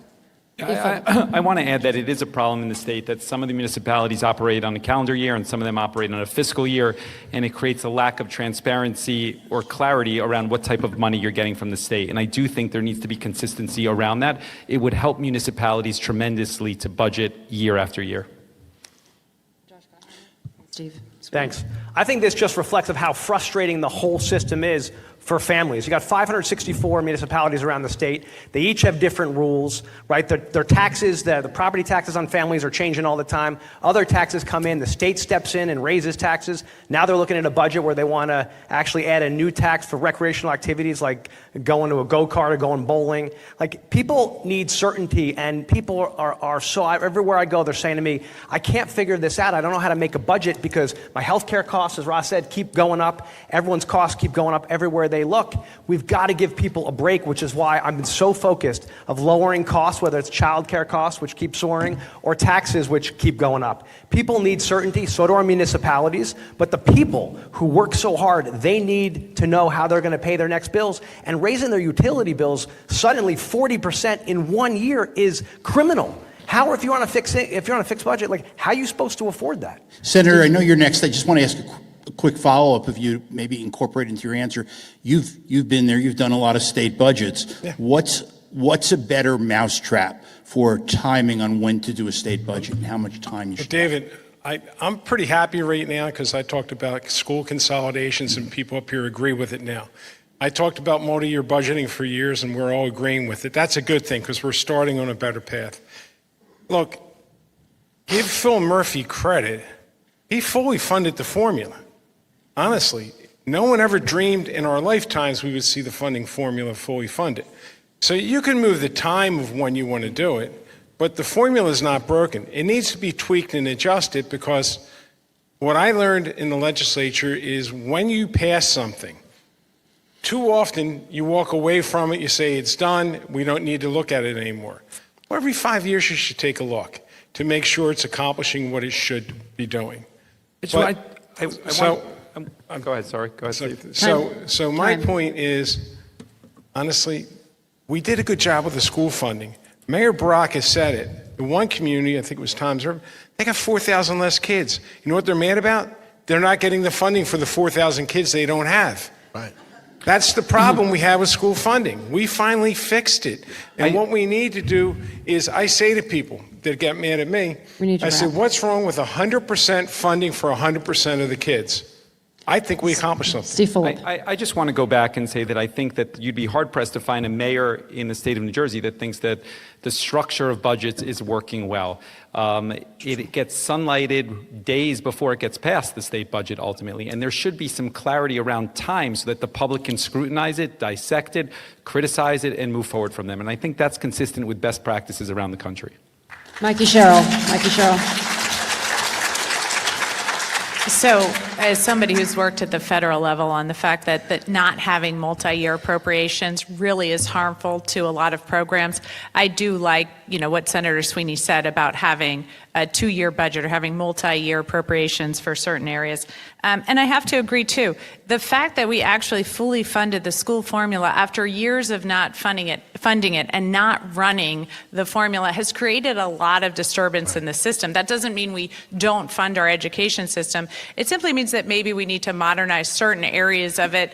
And as governor, I would create a percent change year over year so that it doesn't fluctuate more than a certain percentage, so that school systems know what they can depend on and aren't firing teachers at the end of the right before the school year starts, or coaches. So we need a very specific formula for schools, and we need a very specific timeline for the budget process at the state level. And we need to intercede in healthcare. We need to intercede in hospitals and insurance companies through the Office of Healthcare Accountability and Transparency by creating reference-based pricing so we can stabilize the growth, the cost growth in healthcare, so we can actually budget for it in real time. If we was doing this ahead of time and we had this ahead of time, then we could budget the right way. We need to budget for schools based on English language learners, based on kids with special needs, based on diversity, and based on community schools. We need to have a model that tells cities how we're going to give you money based on the things that you have in your district, so they can either begin to get those things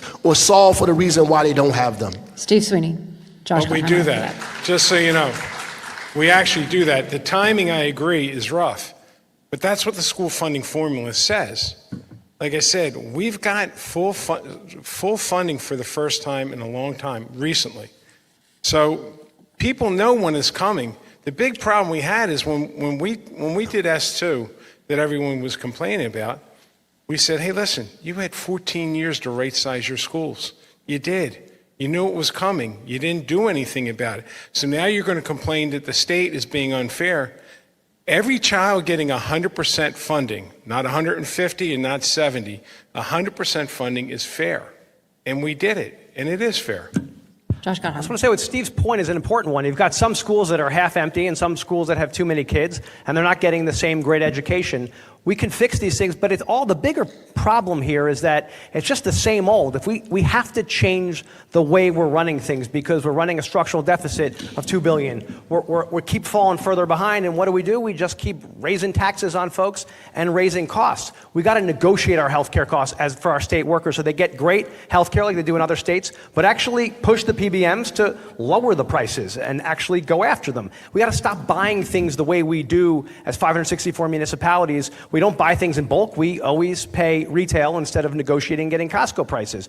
We have to reorient the whole system. This is just one way on the timing that we've got to fix it. Okay, we're going back over to Micah Rasmussen. Yeah, this is a question for Congressman Gottheimer. School vouchers, using public funds to send kids to private schools, are part of the federal reconciliation bill being considered by the House right now. Today, Politico said your position on vouchers is unclear. Can you make it clear? Oh, sure. I'm totally against vouchers. Listen, I support public schools, but I also like what our state has done over the years with some of our parochial schools to make sure they get busing, they get good security and technology, and that we invest in our kids. I also believe that in all of our communities, every kid should get universal pre-K, no matter where they live, and we got to support all of our communities on that, and all-day kindergarten. These are things we should do for every child in New Jersey. We've got amazing schools. It's an amazing state. We got to help people and all of our children get a great education. And then can I ask a follow-up for Senator Sweeney? What are the implications of a near-term federal voucher program for New Jersey students, parents, and schools? Well, again, hopefully the federal government will stop it. Hopefully we can get our federal delegation to stop it. And it'll hurt funding for schools. Bottom line, it'll hurt funding for the schools. So we really have to pay attention to what's coming out of Washington. This is what we've been talking about. Listen, we talk about health care. I'm introducing something this week. It's called the Jersey option, because we're going to see Medicaid funding slashed. So what I plan on doing is creating a healthcare system that people can join, that the state will have a pool, a large pool, and people will be able to join and buy state health insurance, which will be cheaper and save people money. Because, listen, we got a lot of bad coming out of this administration, a whole lot of bad. And we got to get prepared for it. You know, I saw Van Drew said, I'll never vote to cut Medicaid. And now he's signaling he's good with it. You know, it's not okay what's going on here. You know, we're beating that. I agree with Senator Sweeney. Maybe we could push him all the way to Medicare for all now, because that's what we need. So I agree with him 100,000% for sure on that. I just wanted to put that on the record. I'd like to put on the record that Van Drew already voted to cut Medicaid by $880 billion. Just yeah, he did. Throwing that out there. When he signed a letter saying he would not do it. I know you're right. I'm just now they're pointing suddenly out trying to back off of it because we're The whacking them every hypocrisy. day about it.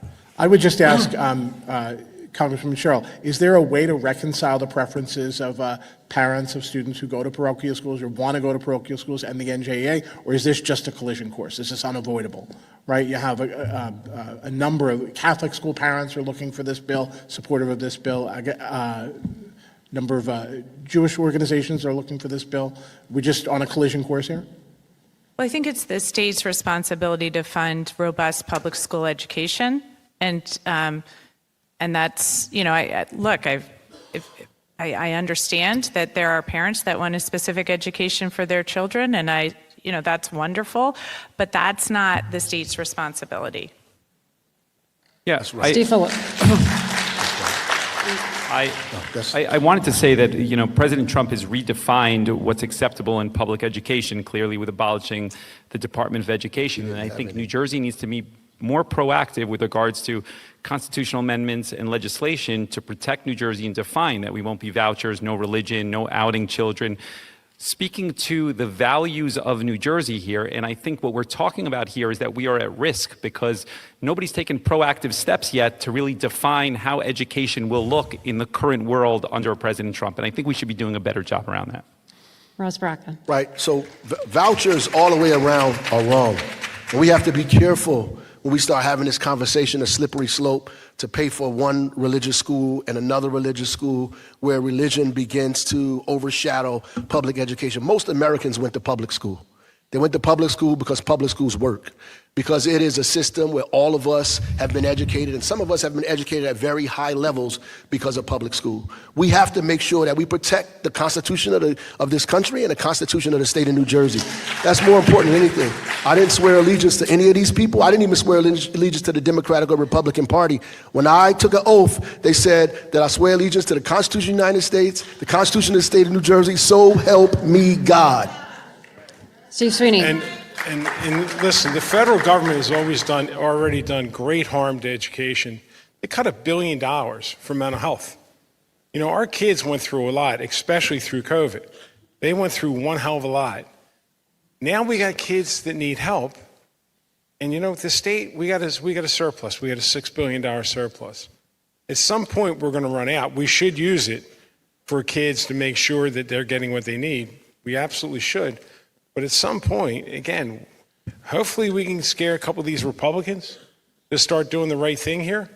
Because taking money away, mental health dollars away from children, that's messed up. And if you notice, we're taking them to court and we're beating them. Just like we did this weekend. We should fight them on every one of these things where they screw with Jersey families or with our children. Going after Title I money and hurting kids with disabilities is ridiculous. Right? But we've got to help all of our children in the state of New Jersey and take care of all of them. And I think that's really important. We've got an amazing state, and we can.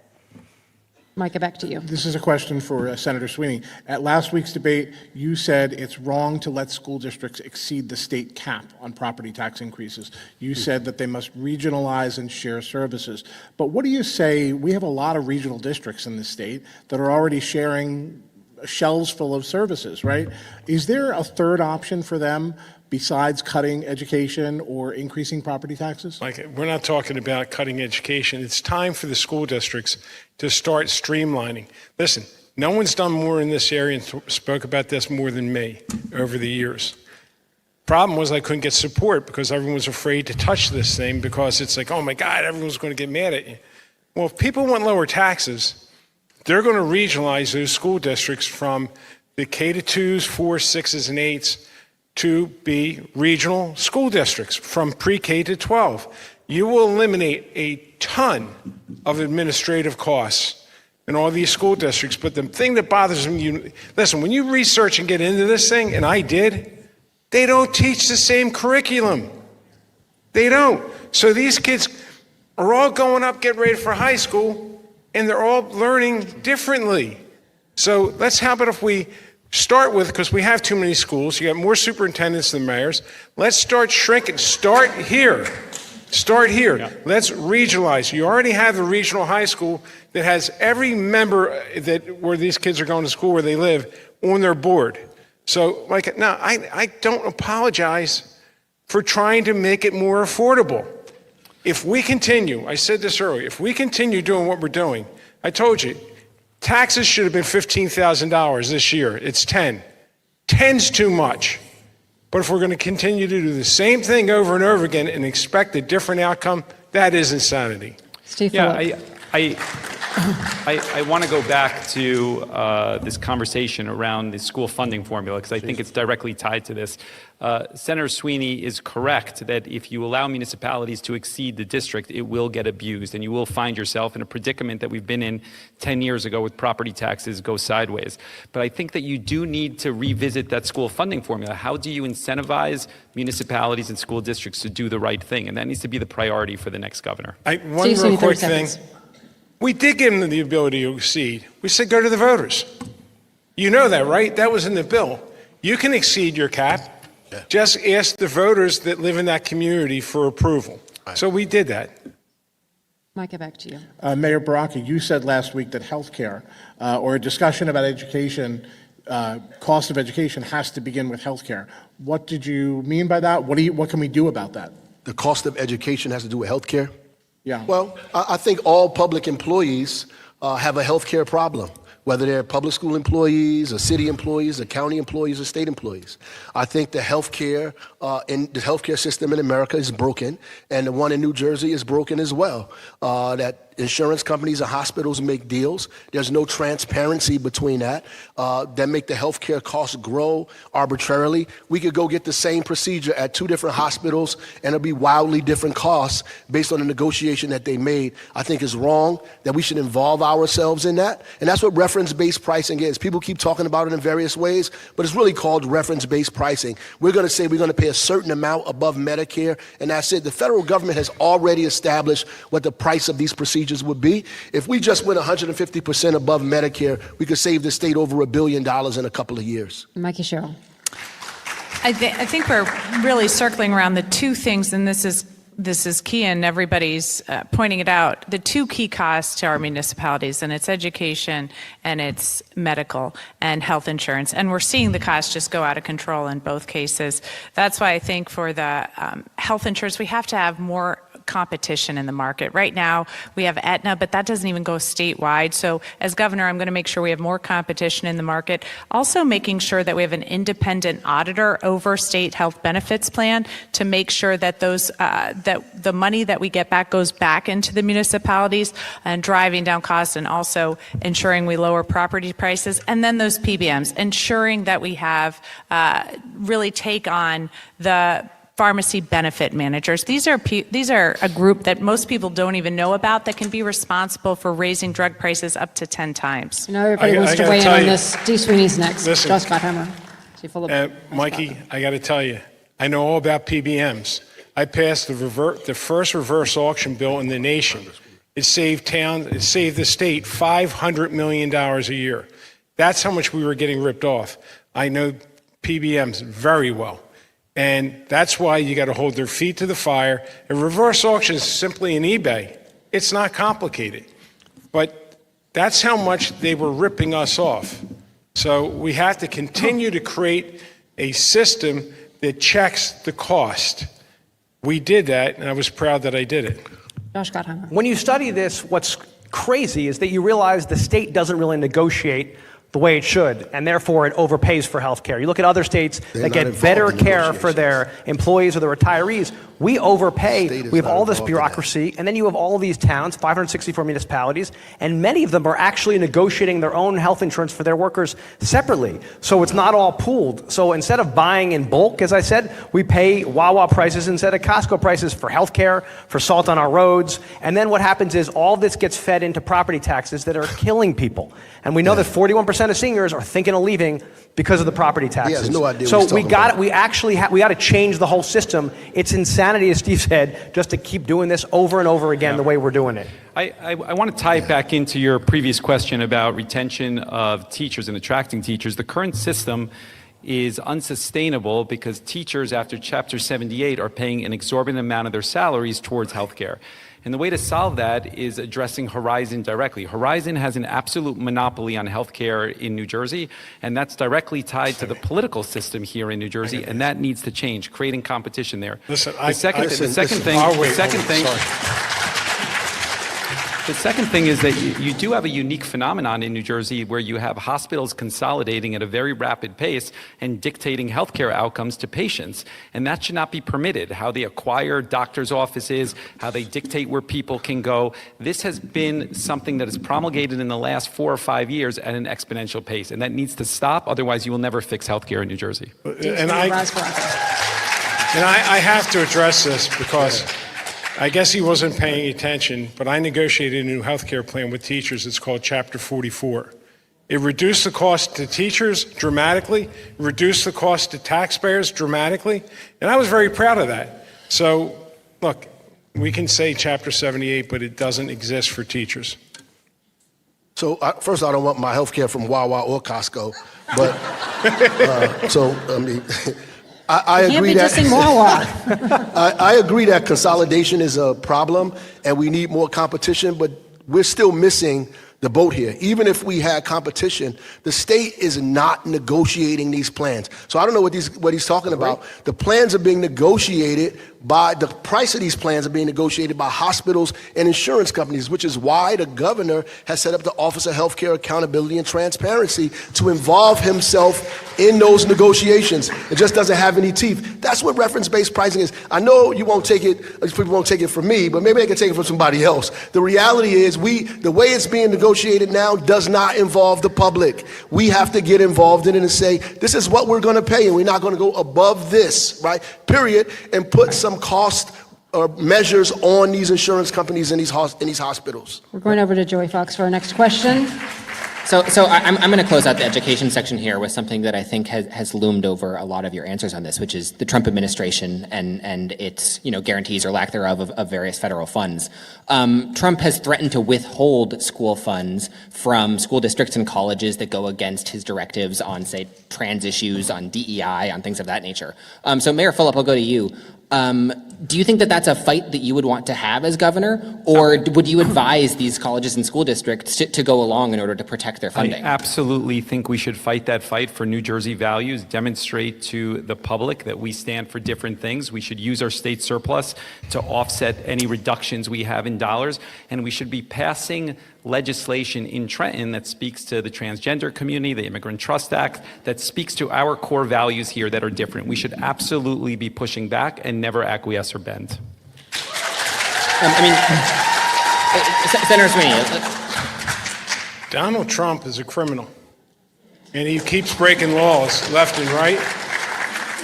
We need to band together with all the states around us that think the way we think and fight back. DEI is not the problem. The I in DEI is my daughter.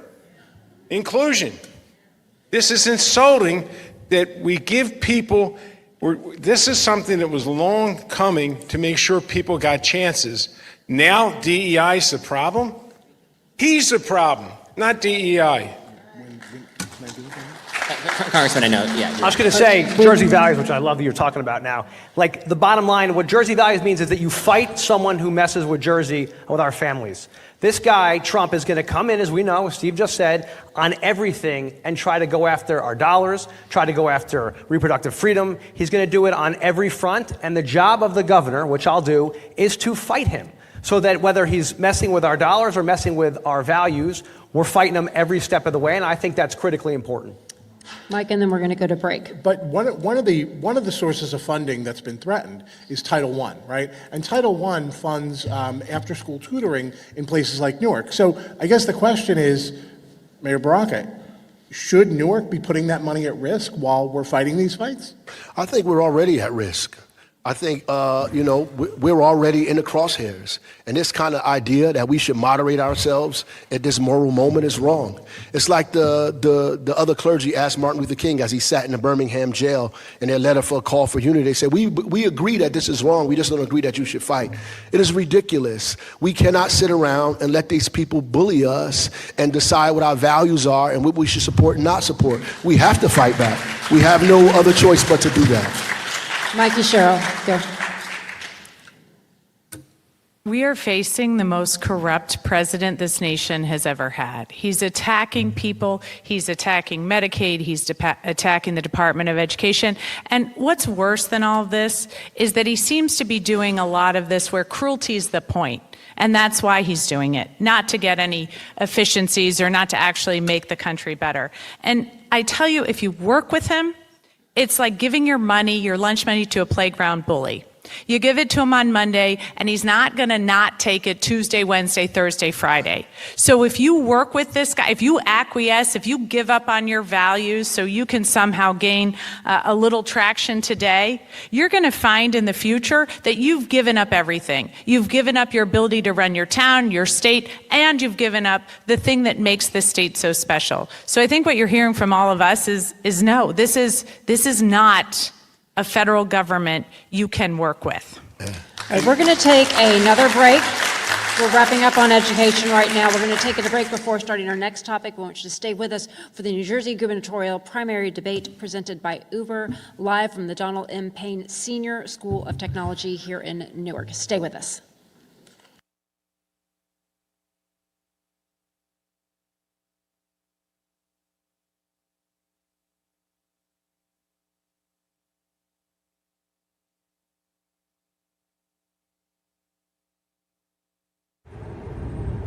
Everything is getting more expensive.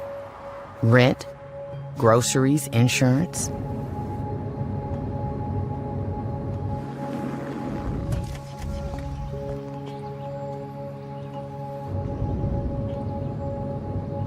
Uber is essential to my passengers. Insurance has gone up. This is hard for people. Join our fight to protect your access to affordable rides.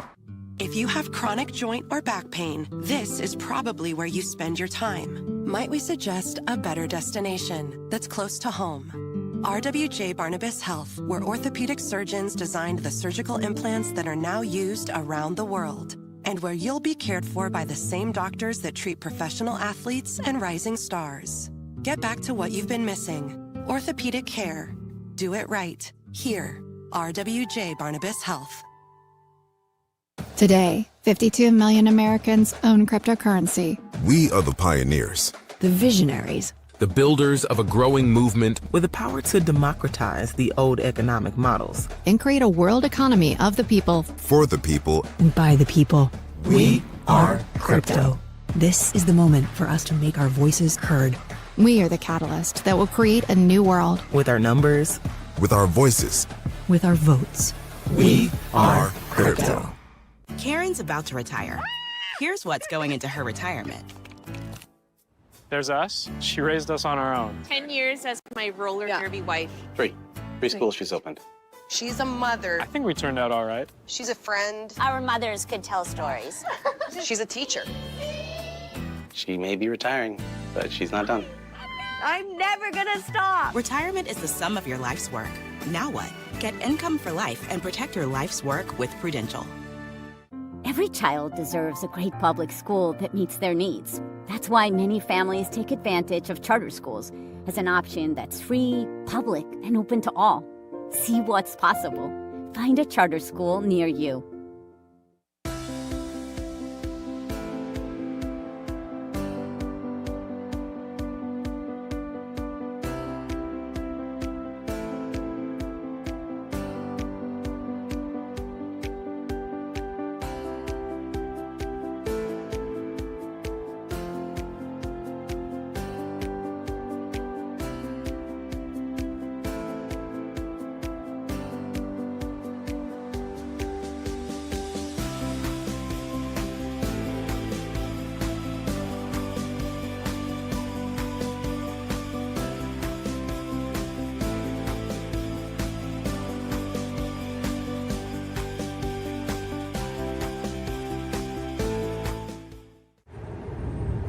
everything is getting more expensive.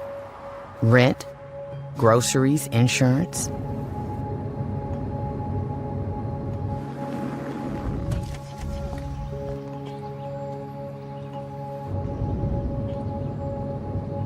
Uber is essential to my passengers. Insurance has gone up. This is hard for people. Join our fight to protect your access to affordable rides. If you have chronic joint or back pain, this is probably where you spend your time. Might we suggest a better destination that's close to home? RWJ Barnabas Health, where orthopedic surgeons designed the surgical implants that are now used around the world, and where you'll be cared for by the same doctors that treat professional athletes and rising stars. Get back to what you've been missing. Orthopedic care. Do it right. Here, RWJ Barnabas Health.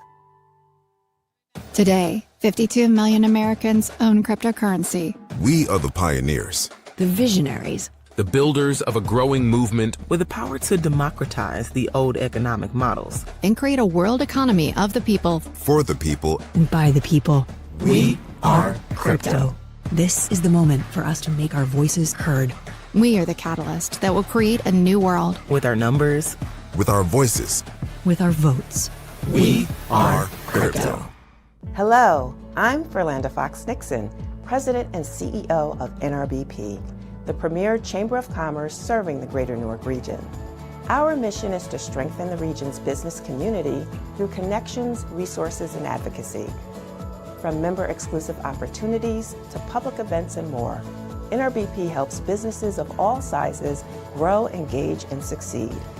Join us at NRBP, where business meets opportunity. Karen's about to retire.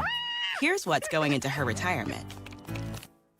There's us. She raised us on our own. 10 years as my roller derby wife. Three schools she's opened.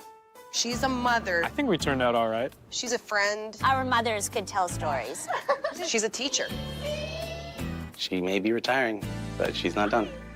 I'm never gonna stop. Retirement is the sum of your life's work. Now what? Get income for life and protect your life's work with Prudential.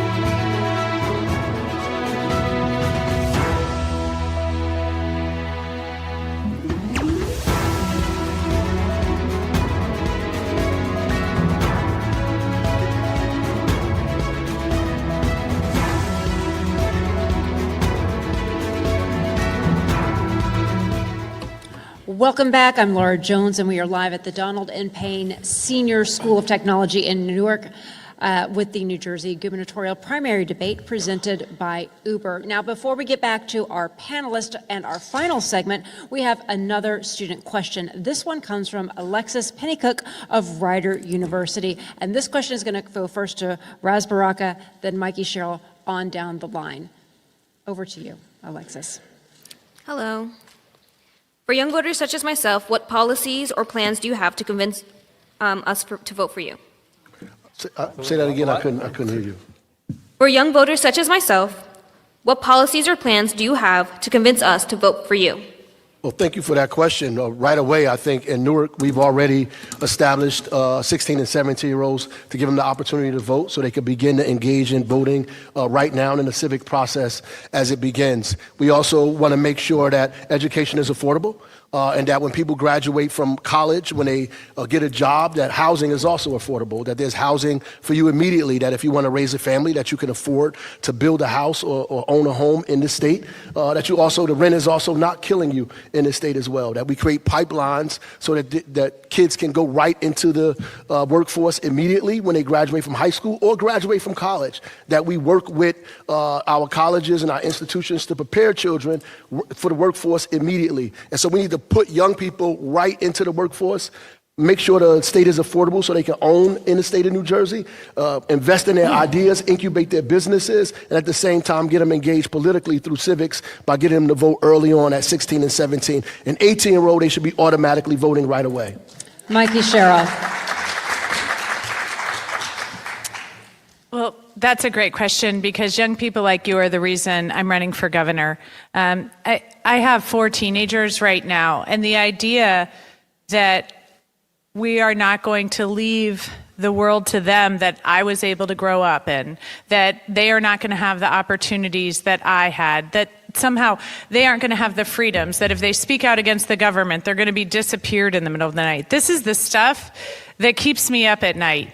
And so that's why I'm fighting so hard against what we see coming from Washington. And I'm fighting to make sure New Jersey is a place you can live because honestly, I'm not sure what's going to go on in the other states as we see these constant attacks from the federal government.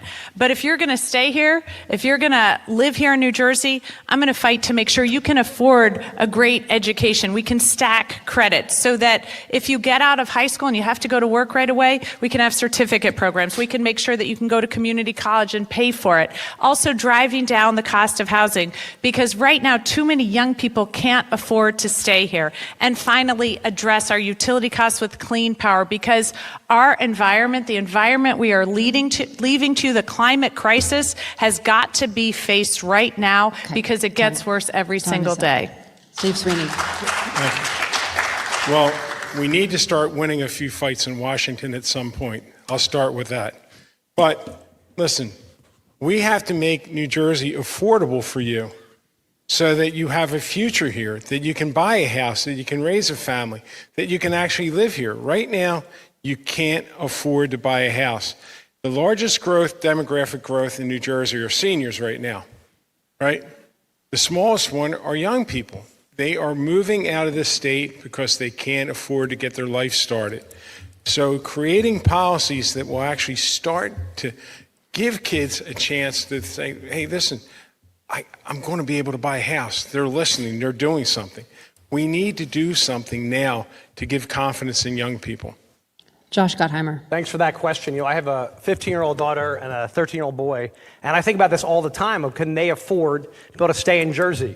And I talk to people everywhere I go, and they say my kids, when they graduate, are leaving because rents are so expensive, up 33% in the last few years. One of the major papers in Jersey wrote recently that to get a middle-class house costs you need to make at least $161,000 a year.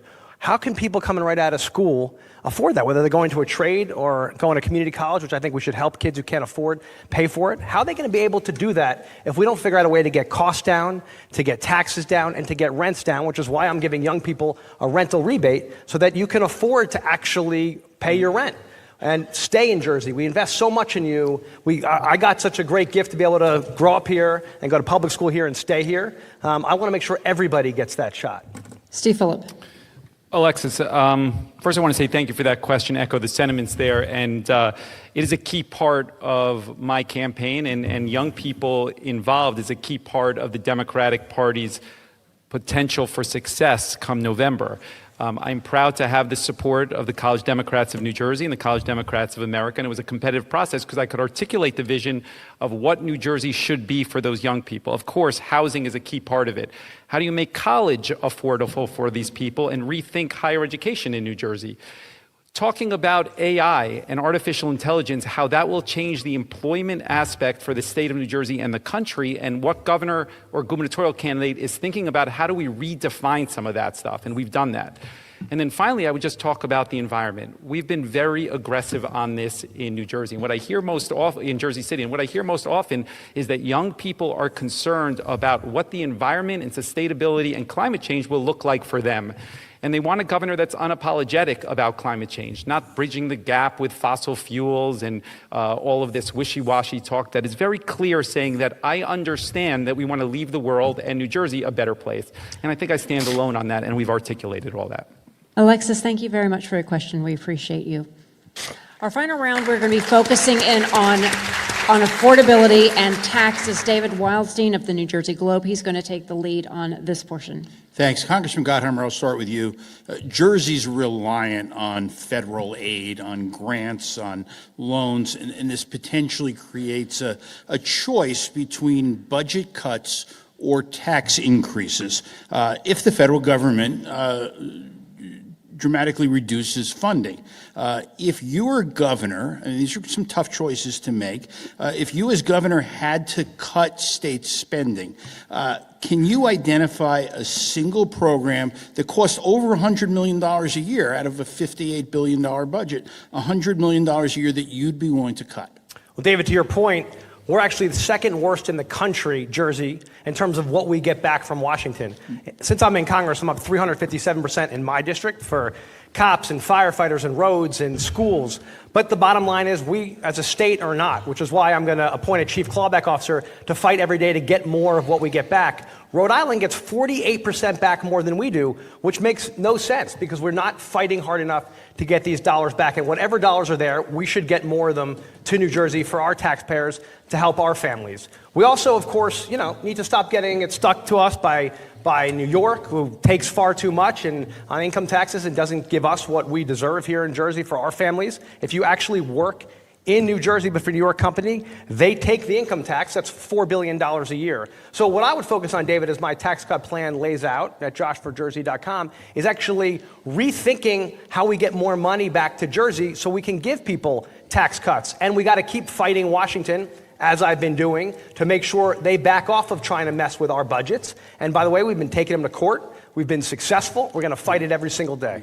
I'm trying to figure out why does he have to wait? Sure. Well, we'll have to say, before we get to the responses, I just want to go back to the question, which a bunch of you will answer. Right. Can you name a program that you're willing to cut? Give me something significant that if there had to be draconian cuts in the state budget, what would you cut? I'm not accepting the premise of your question that there's going to be draconian cuts. The point is, a governor, as I'm going to be, is going to fight back against it each step of the way so we can have what we have, which is great for people, but actually just run things smarter and better here in Jersey without messing with our programs. Like New York and California have done, they've actually done efficiency studies and are running things better. You don't have to make that. It's a false choice, David. You can actually do great by people, fight to get more back to Jersey, go after tax cheats and other changes we got to make to run the state better and more efficiently, as we've been talking about all along. Go after New York, who's been sticking it to us with our income taxes. That's $4 billion a year that should come back to Jersey, and not accept this premise that we have to actually gut things in Jersey.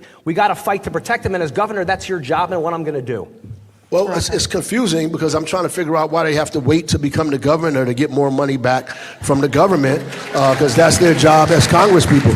Congresswoman Really, Sherrills and Congressman Gottheimer supposed to get more money for us. So I'm sorry, but he brought that up. I mean, so obviously he put his foot in his mouth.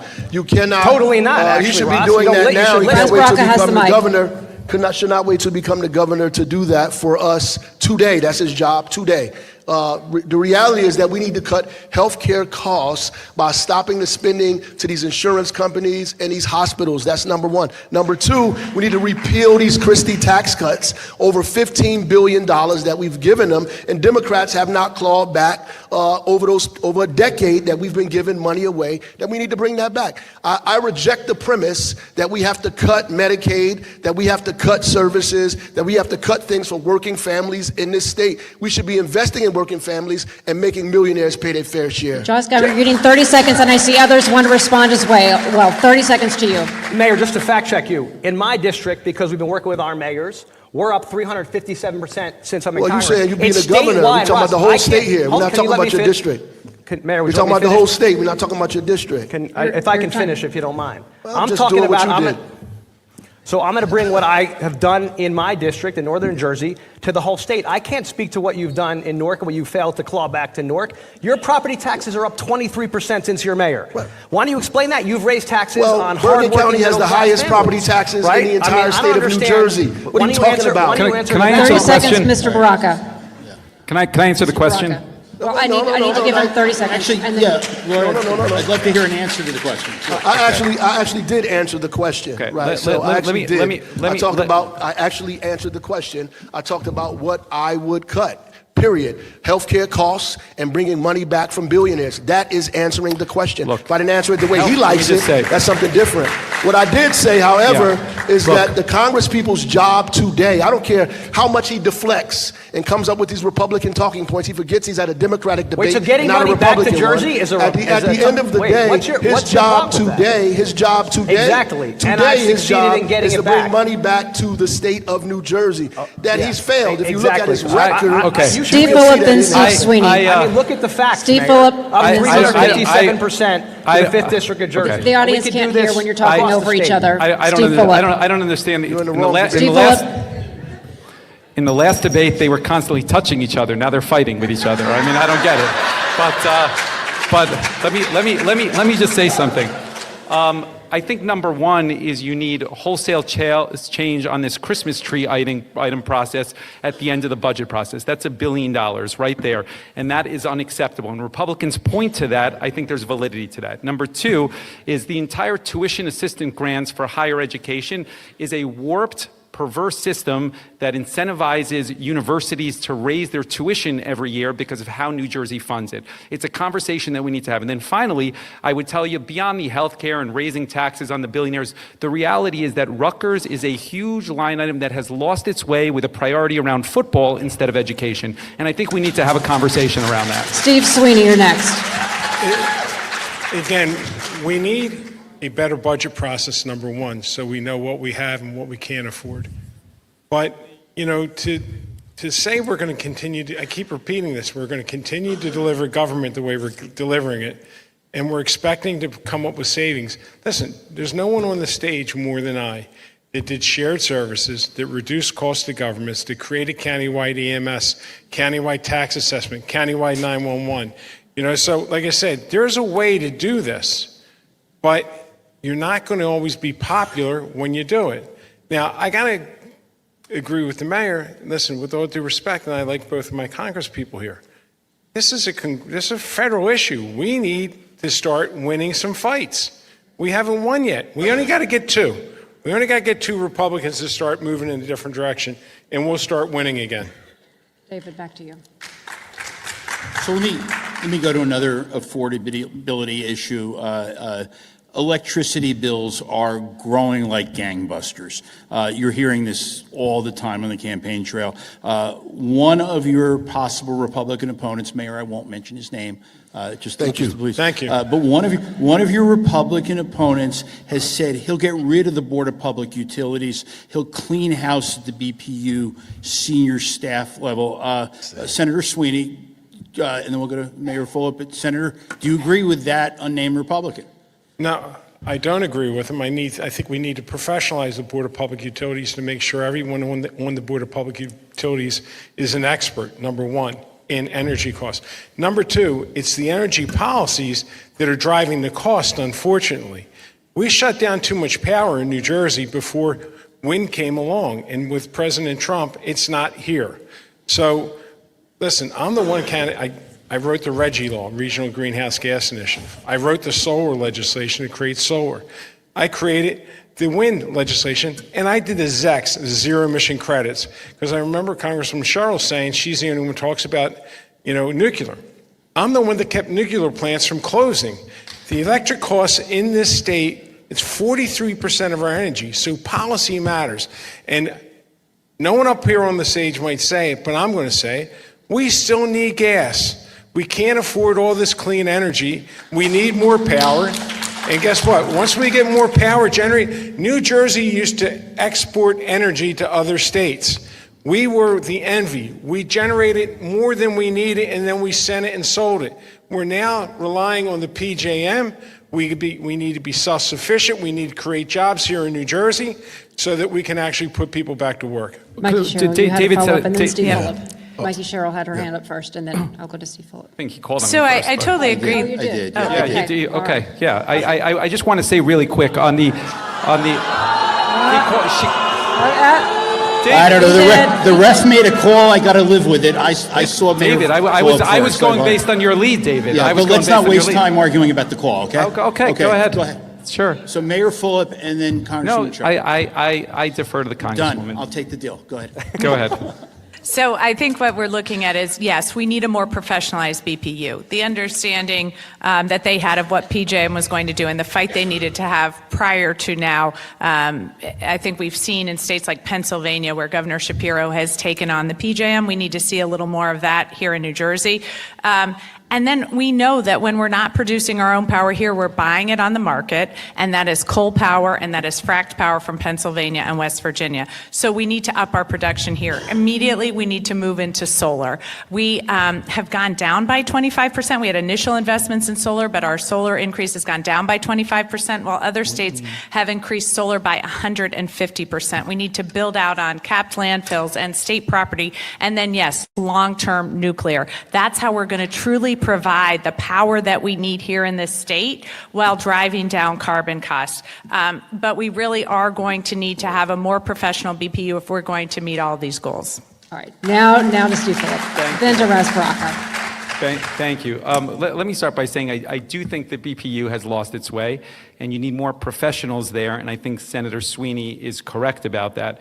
I do not believe that we need more natural gas plants here, and I think when you make a commitment to natural gas, you're basically making a commitment for 5 years to construct it and for 50 plus years for it to exist, and you need to be realistic about climate change, and we need to lean in hard, even if it's a tough conversation. And then finally, the way that bills work and electricity works in New Jersey is essentially a flat tax across the board. And we should really be looking at those data centers and AI generators that really put the strain on the system, and they should not be paying the same amount as mom and pop ultimately should. And this rate structure should factor that into that. Ras Baraka was next. Then we'll go to Josh Gottheimer and Mikey Sherrill. First, I disagree. The BPU needs to exist. We just need to stop stacking it with political appointees and put some real professionals on a BPU that are looking out for taxpayers and ratepayers and working class people. That's number one. Number two, we do need to have more robust solar in the state of New Jersey. In fact, there are bills in the legislature now that could be passed that would allow solar to begin to move forward. They're stuck in the legislature right now that we need to get out of the legislature so we can begin moving solar projects forward in this state. And I agree with the data centers that are coming up. They have a few on the zoning and planning boards in the city of Newark. We need to make sure that these guys are footing the bill and not the taxpayers in the state of New Jersey or the ratepayers in this state are footing the bill for these AI centers that are coming online, that we have to hold them accountable. Josh Gottheimer. The reality is that we know that this year alone, our utility bills are going to be up 40% for our families. That's crushing our families. It's a massive tax on people who are trying to already figure out how to get by. And we know it's a supply problem. We just don't have enough of it, whether it's to try to get new AI jobs or whether to actually power some of the housing we're trying to build where we know there's brownouts around the state and people can't even get enough power. Because what we've done is made this deal. We haven't gotten any new power supply thanks to the BPU and to this consortium that does the grid. We haven't gotten a new project approved since 21, which means that we don't have any more supply, and then we're buying the dirtiest stuff now from West Virginia, coal-powered. It's ridiculous. So we're going to need an all-of-the-above strategy. We're going to need all of it. Otherwise, people's bills will keep going up, and to me, that's totally unacceptable. We got to give people relief in their wallets, especially hard-pressed middle-class families who are already struggling. If we don't get more alternative energy, including natural gas and others, if we don't get an all-of-the-above approach and nuclear and biomass, we are going to be screwed. All right, we're running heavy, so we're going to go to Joey for our next question before we go ultimately to closing statements. But go, Joey, go ahead. So I'll go to Congresswoman Sherrill first on this one. Every year after the governor issues their budget proposal, state legislators add hundreds of millions of dollars worth of so-called Christmas tree items that go to benefit, individual projects in their districts. In this, broader budget process, as people think about good uses of taxpayer money, do you think that that's a practice that should continue in the state legislature? I hate that practice. Unfortunately, there are several things in it that, the state really needs to pass, but I hate that practice. I would like to see that more in the budget. Legislatures start to do these workarounds all the time. I see it in Congress. We see it in Trenton. And so really having a no-kidding state budget where we can push everything in and come together as a state, along with our municipalities, along with our legislators, to come together on the vision of the state and the mission of the state and get a good budget passed as we drive down costs for people here is what I'll see as a governor. So, Senator Sweeney, you've been directly involved in this, so I'm curious. Yeah, listen, the problem with the budget process is it goes too late, gets to the very end, and all of a sudden, people don't even know what's in the budget that they're voting. I was proud to be able to start a budget process where people saw it sooner, and they could have input sooner with it. So, again, creating a process that's more transparent is very healthy. What's not healthy, I'll never forget, I asked Governor Corzine, I said, why do we do the budget on June 30th? Is that the rule? He said, no. I said, then why are we doing it? The sooner you do a budget, it's just you start the clock sooner. Start the clock sooner, then you can have more transparency where people can actually have a discussion and have debate on budgeting. Our budget process is so bad in the state of New Jersey. The Volcker Group gives us a D. The only reason we don't get an F is the Volcker Group doesn't give Fs. So what we need to do is multi-year budgeting and honestly get this stuff more transparent, do it sooner, and you'll have not as much of this outcome. We said this budget was going to be a huge problem, and guess what? It is a huge problem. Mayor Phillip. Yeah, I would just say, yes, the Christmas tree items are a problem. The entire structure of that is problematic. And I think if the public fully understood what was happening there, as well as this concept of senatorial courtesy, both of those two things to a normal person would seem ridiculous. And they definitely need to change. No question about it. All right, we actually have one more time for one more question before closings, and Mike Rasmussen's going to take that. Oh, okay. Oh, sorry. No, David has one other. Micah, then David. All right, we're going to go to David. We need then. a moderator. We're going to David. I'll tell you what, I apologize, Micah. We're running short. I'm going to go this before we go to opening statements. I went to a small neighborhood grocery store not far from this school on Friday, and I price compared costs of eggs with a supermarket in Livingston near where I went to school. And food is more expensive for people without money. It was 40% higher for people in Newark to buy eggs than it was for Livingston. How can you fix that? You're raring to go, but go. Mayor Baraka, go ahead. Well, I think we have real laws against that. I think what happened is that we've allowed this idea of inflation to be used by corporations and individuals who have begun to be greedy, who've used this as an opportunity to price gouge. And our AG and the state needs to be heavy-handed on these individuals that are doing this. They need to partner with local government to begin to hold these people accountable who are driving prices up for working-class poor families in cities like Newark. We need to be very, very heavy-handed on this, right, and not give these folks a pass. Congresswoman Cheryl. This is something I've been working on because we know that competition in the market helps, but we also know that starting up grocery stores can be very, very expensive.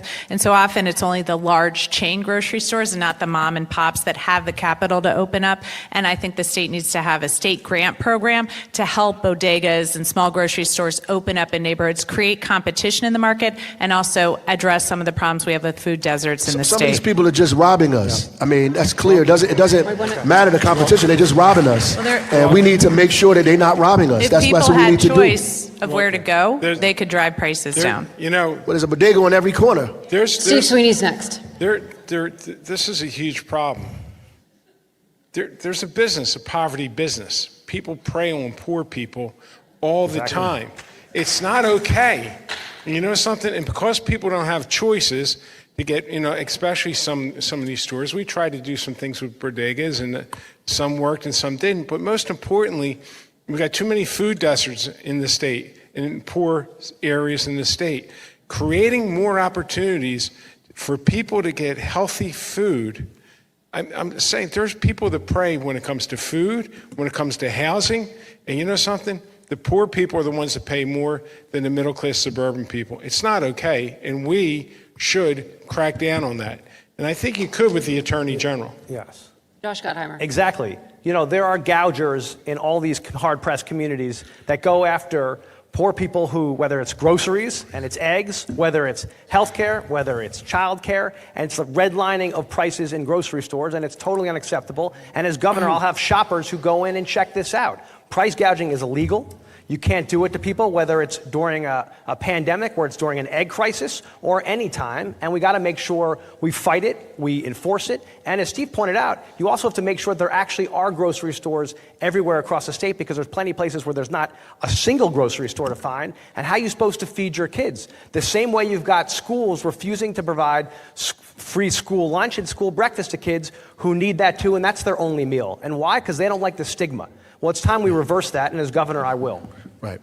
More grocery stores are not the answer to food desert still, by the way. I think that there's a couple things. I think we agree that the Attorney General needs to be strong and price gouging is unacceptable. I think in the short term, the Economic Development Authority for the state of New Jersey needs to be more aggressive with grants and incentivizing new developments to include supermarkets, predominantly in census tracts that tend to be poorer. And I think longer term, the solution is obviously linked to mass transit. You need more transportation access, more bus access in poorer areas. You've seen New Jersey Transit moving actually in the opposite direction. And longer term, the way that you're going to confront this challenge is creating more access and opportunity, and that comes with mass transit. Right. The reality is that these guys are missing These guys are missing the boat as usual. The reality is you could put more supermarkets in these places. Access to the supermarket does not necessarily diminish food deserts. The cost of the food is the problem. People's wages and people price gouging. You can have a bunch of supermarkets in a place. If people don't have access, whether it's transportation or access because of the cost. The cost is what's driving people away. We have a bunch of farmers in the Garden State. We have not learned how to subsidize these mid-sized and small farmers to get food to communities, the 50 communities that we call food deserts across the state of New Jersey. We got to get food to these places and subsidize people like the Community Food Bank of New Jersey and give food at subsidized prices to bodegas and supermarkets so they can sell it at a rate that people can afford. It's not just about I can take a bus to a supermarket. If I can't buy the eggs in the supermarket, it don't matter if I walk there and took the bus or the taxi. Okay. Hard to believe that we've already come to almost 2.5 hours. Mayor, I'm so sorry. We are almost at 2.5 hours, and it is time now for our closing statements. Each candidate is going to have 90 seconds. We determined the order by a random draw. Mikey Sherrill, you're going to be first, followed by Josh Gottheimer, then Ras Baraka, and Steve Sweeney, then Steve Fulop. So, Mikey Sherrill, you have 90 seconds. Thanks so much. I often start off an opening or closing statement reminding people of my background. I think these guys are incredibly sick of it. But I do that because that shows you who I work for, who I've always fought for. I wanted to serve this country from the time I was in 5th grade, when I wanted to go to the Naval Academy, when I wanted to fly. And I was told at that time, you probably won't do it, by my father, because he said he didn't think the Naval Academy took women, and he didn't think the Navy allowed women pilots. And I knew, because I knew this country, that I could figure it out, and that I could have that opportunity. And that's why I graduated with the first class of women eligible for combat on ships and aircraft. So that's the change this country can make. That's the hope we want to give to young kids. And I got 4 of them. And right now, the future looks pretty bleak to me. Because a lot of the things that I've seen happen over the past 30 years, the opportunities I've seen created since that time I graduated, are being rolled back every single day. So as governor, I'm going to fight for you. It's who I've always fought for. I'm going to make sure that our kids have better opportunities here in New Jersey, no matter what it takes. Even if the federal government is attacking us at every turn, I'm going to make sure that we have effective leadership in this state. It's what I've always done. It's what I've always fought for, and it's why I'm going to keep fighting. I can also bring out the vote because we know what's at stake. We know Jack Ciattarelli said he's going to doge this state. We know he said he's not going to stand up to Trump when Trump tries to cut Medicaid. We also know he said he's proactively going to cut funding for Planned Parenthood, and he's going to have an abortion ban in place. So we know the stakes are high. If we don't want the state of New Jersey to look a lot like what's going down in Washington, D.C., then we need new leadership. And as governor, I'm going to provide it. Thanks so much. Josh Gottheimer, your closing statement. We're running out of time. Josh Gottheimer, I've got to ask the audience to please refrain from clapping. Josh Gottheimer. What's very clear tonight is that we can't afford to do the same old in Jersey. If we do, we know what's going to happen. Costs are going to keep going up. Taxes are going to keep going up, and families will keep leaving. They're already leaving. 41% of seniors are telling us they can't afford to stay. Our kids are leaving, and our families are saying, I'm getting crushed by childcare costs, which are second highest in the country, by property taxes, by food prices. Everywhere they look, and the utility bills, they're getting killed. We need a fighter who's willing to do things differently. Not the same old, who's willing to break a few eggs, or I guess they're to break glass because eggs are too expensive. Someone who's willing to actually take on the system. And as your governor, that's what I'm going to do. I've got a long record of solving the toughest problems and being willing to take on the status quo. I'm going to cut your property taxes by 15%. I'm going to give seniors a bonus every year if they stay here. We're going to cut rents, and we're going to give middle-class families a tax break on their income taxes. It's not impossible. We've done it before as Democrats. They told me it was impossible when I ran for Congress in a seat that hadn't been won by a Democrat in 84 years. We can't afford to lose this November against Chitterelli. We can't afford to have another Trump acolyte in this state. It will crush us. It will hurt our families. We got to talk about how we're going to make life more affordable. I've got the plans to do it. I want your support. I would love to have your support because we're going to do things differently in Jersey so you can afford to stay, your kids can afford to stay, and seniors can afford to be here too. It's an amazing state. I love it, and I want you to be able to afford it. Russ Baraka. Thank you. I think I served my country as well. I served it by making sure kids stayed alive and they finished college and made it to a career. I pulled many families out of poverty. I fought the wealth cap and made sure the Constitution was real to every American that lived in the city of Newark. We having this discussion about electability, and they always ask us, will you vote for whoever's the nominee? And everybody says yes, but I don't really believe that because there are people up here on this stage that are stoking fear out in the community. They're saying that they're the only ones electable and nobody else is electable. I think if all of us support whoever is the nominee, that person is in fact electable. And I'm gonna tell you why they say I'm not electable. 1, because I'm from Newark. 2, because I'm too progressive. And 3, because I'm too black. Well, I like being from Newark. I like being from Newark. As a matter of fact, I think because you're closest to the problems, you're closest to the solutions. I also like being progressive. I like being progressive and standing on my progressive values. I think that's what brings us together. And I can't do nothing about being black. God made me beautiful and amazing on purpose. At the end of the day, I come from a long line of African-American women who fought hard and prayed even harder so I could be on this stage here today. They didn't think I would be on this stage 20 days out from the primary, that we couldn't raise the money that we raised. But New Jersey is ready for the future. They tired of the old past. New Jersey is ready for something different, not the weak playbook of the Democratic Party that is getting us in a situation that we're in over and over and over again. They ready for Ras Baraka. They ready for the first African-American governor of this state. They're ready for change. They're ready for reimagination, and they're ready for me. Vote Ras Baraka, June 10th, Democrat for governor. Steve Sweeney.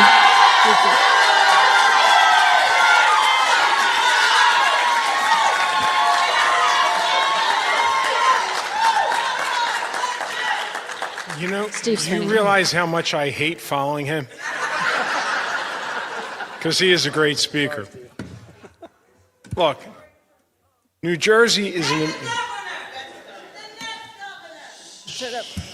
New Jersey's an amazing state that is just too expensive because there's been a lot of bad decisions made over the years. I'm the one candidate that I think you've heard so far from even the people up on the stage that got some really good ideas. Because we do. If you look at my builder's agenda, we talk how we start to right New Jersey, how we create the housing that's needed right away. 5 years, 200,000 houses. We have crumbling infrastructure, creating jobs. Energy, coming up with a policy that is all the above. You can deny, I don't want this one, I don't want that one. If you don't have them all in a basket, you got what we're getting right now. Extreme pricing in energy. I'm the candidate that understands the inside and out of Trenton. You know, you always hear, we need an outsider to change things. Well, you know what happens? They come there and after 2 years they figure it out. Now they're running for re-election and unfortunately it's too late. Look, if you want to fix what's broken, I have a history of fixing broken policies in the state of New Jersey. And I'm asking for your support to be the next governor of New Jersey. Thank you. Steve Phillip, you're next. Yeah.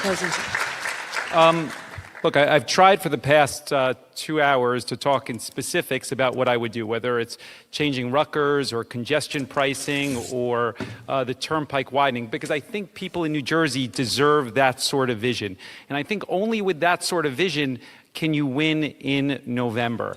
If you think about what the Republican nominee is going to say, I'm going to start there because everybody says that they need to be an outsider or elect me. But the reality is that I have been in an unapologetic lane from the beginning to change New Jersey. I've talked about what is wrong in a different way than anybody else. And I'm going to tell you what the Republican nominee is going to say every day is that this person, the Democrat, is 4 more years of Phil Murphy. You like your energy bill? 4 more years of Phil Murphy. You like your taxes? 4 more years of Phil Murphy. And we haven't elected a Democrat in more than 50 years.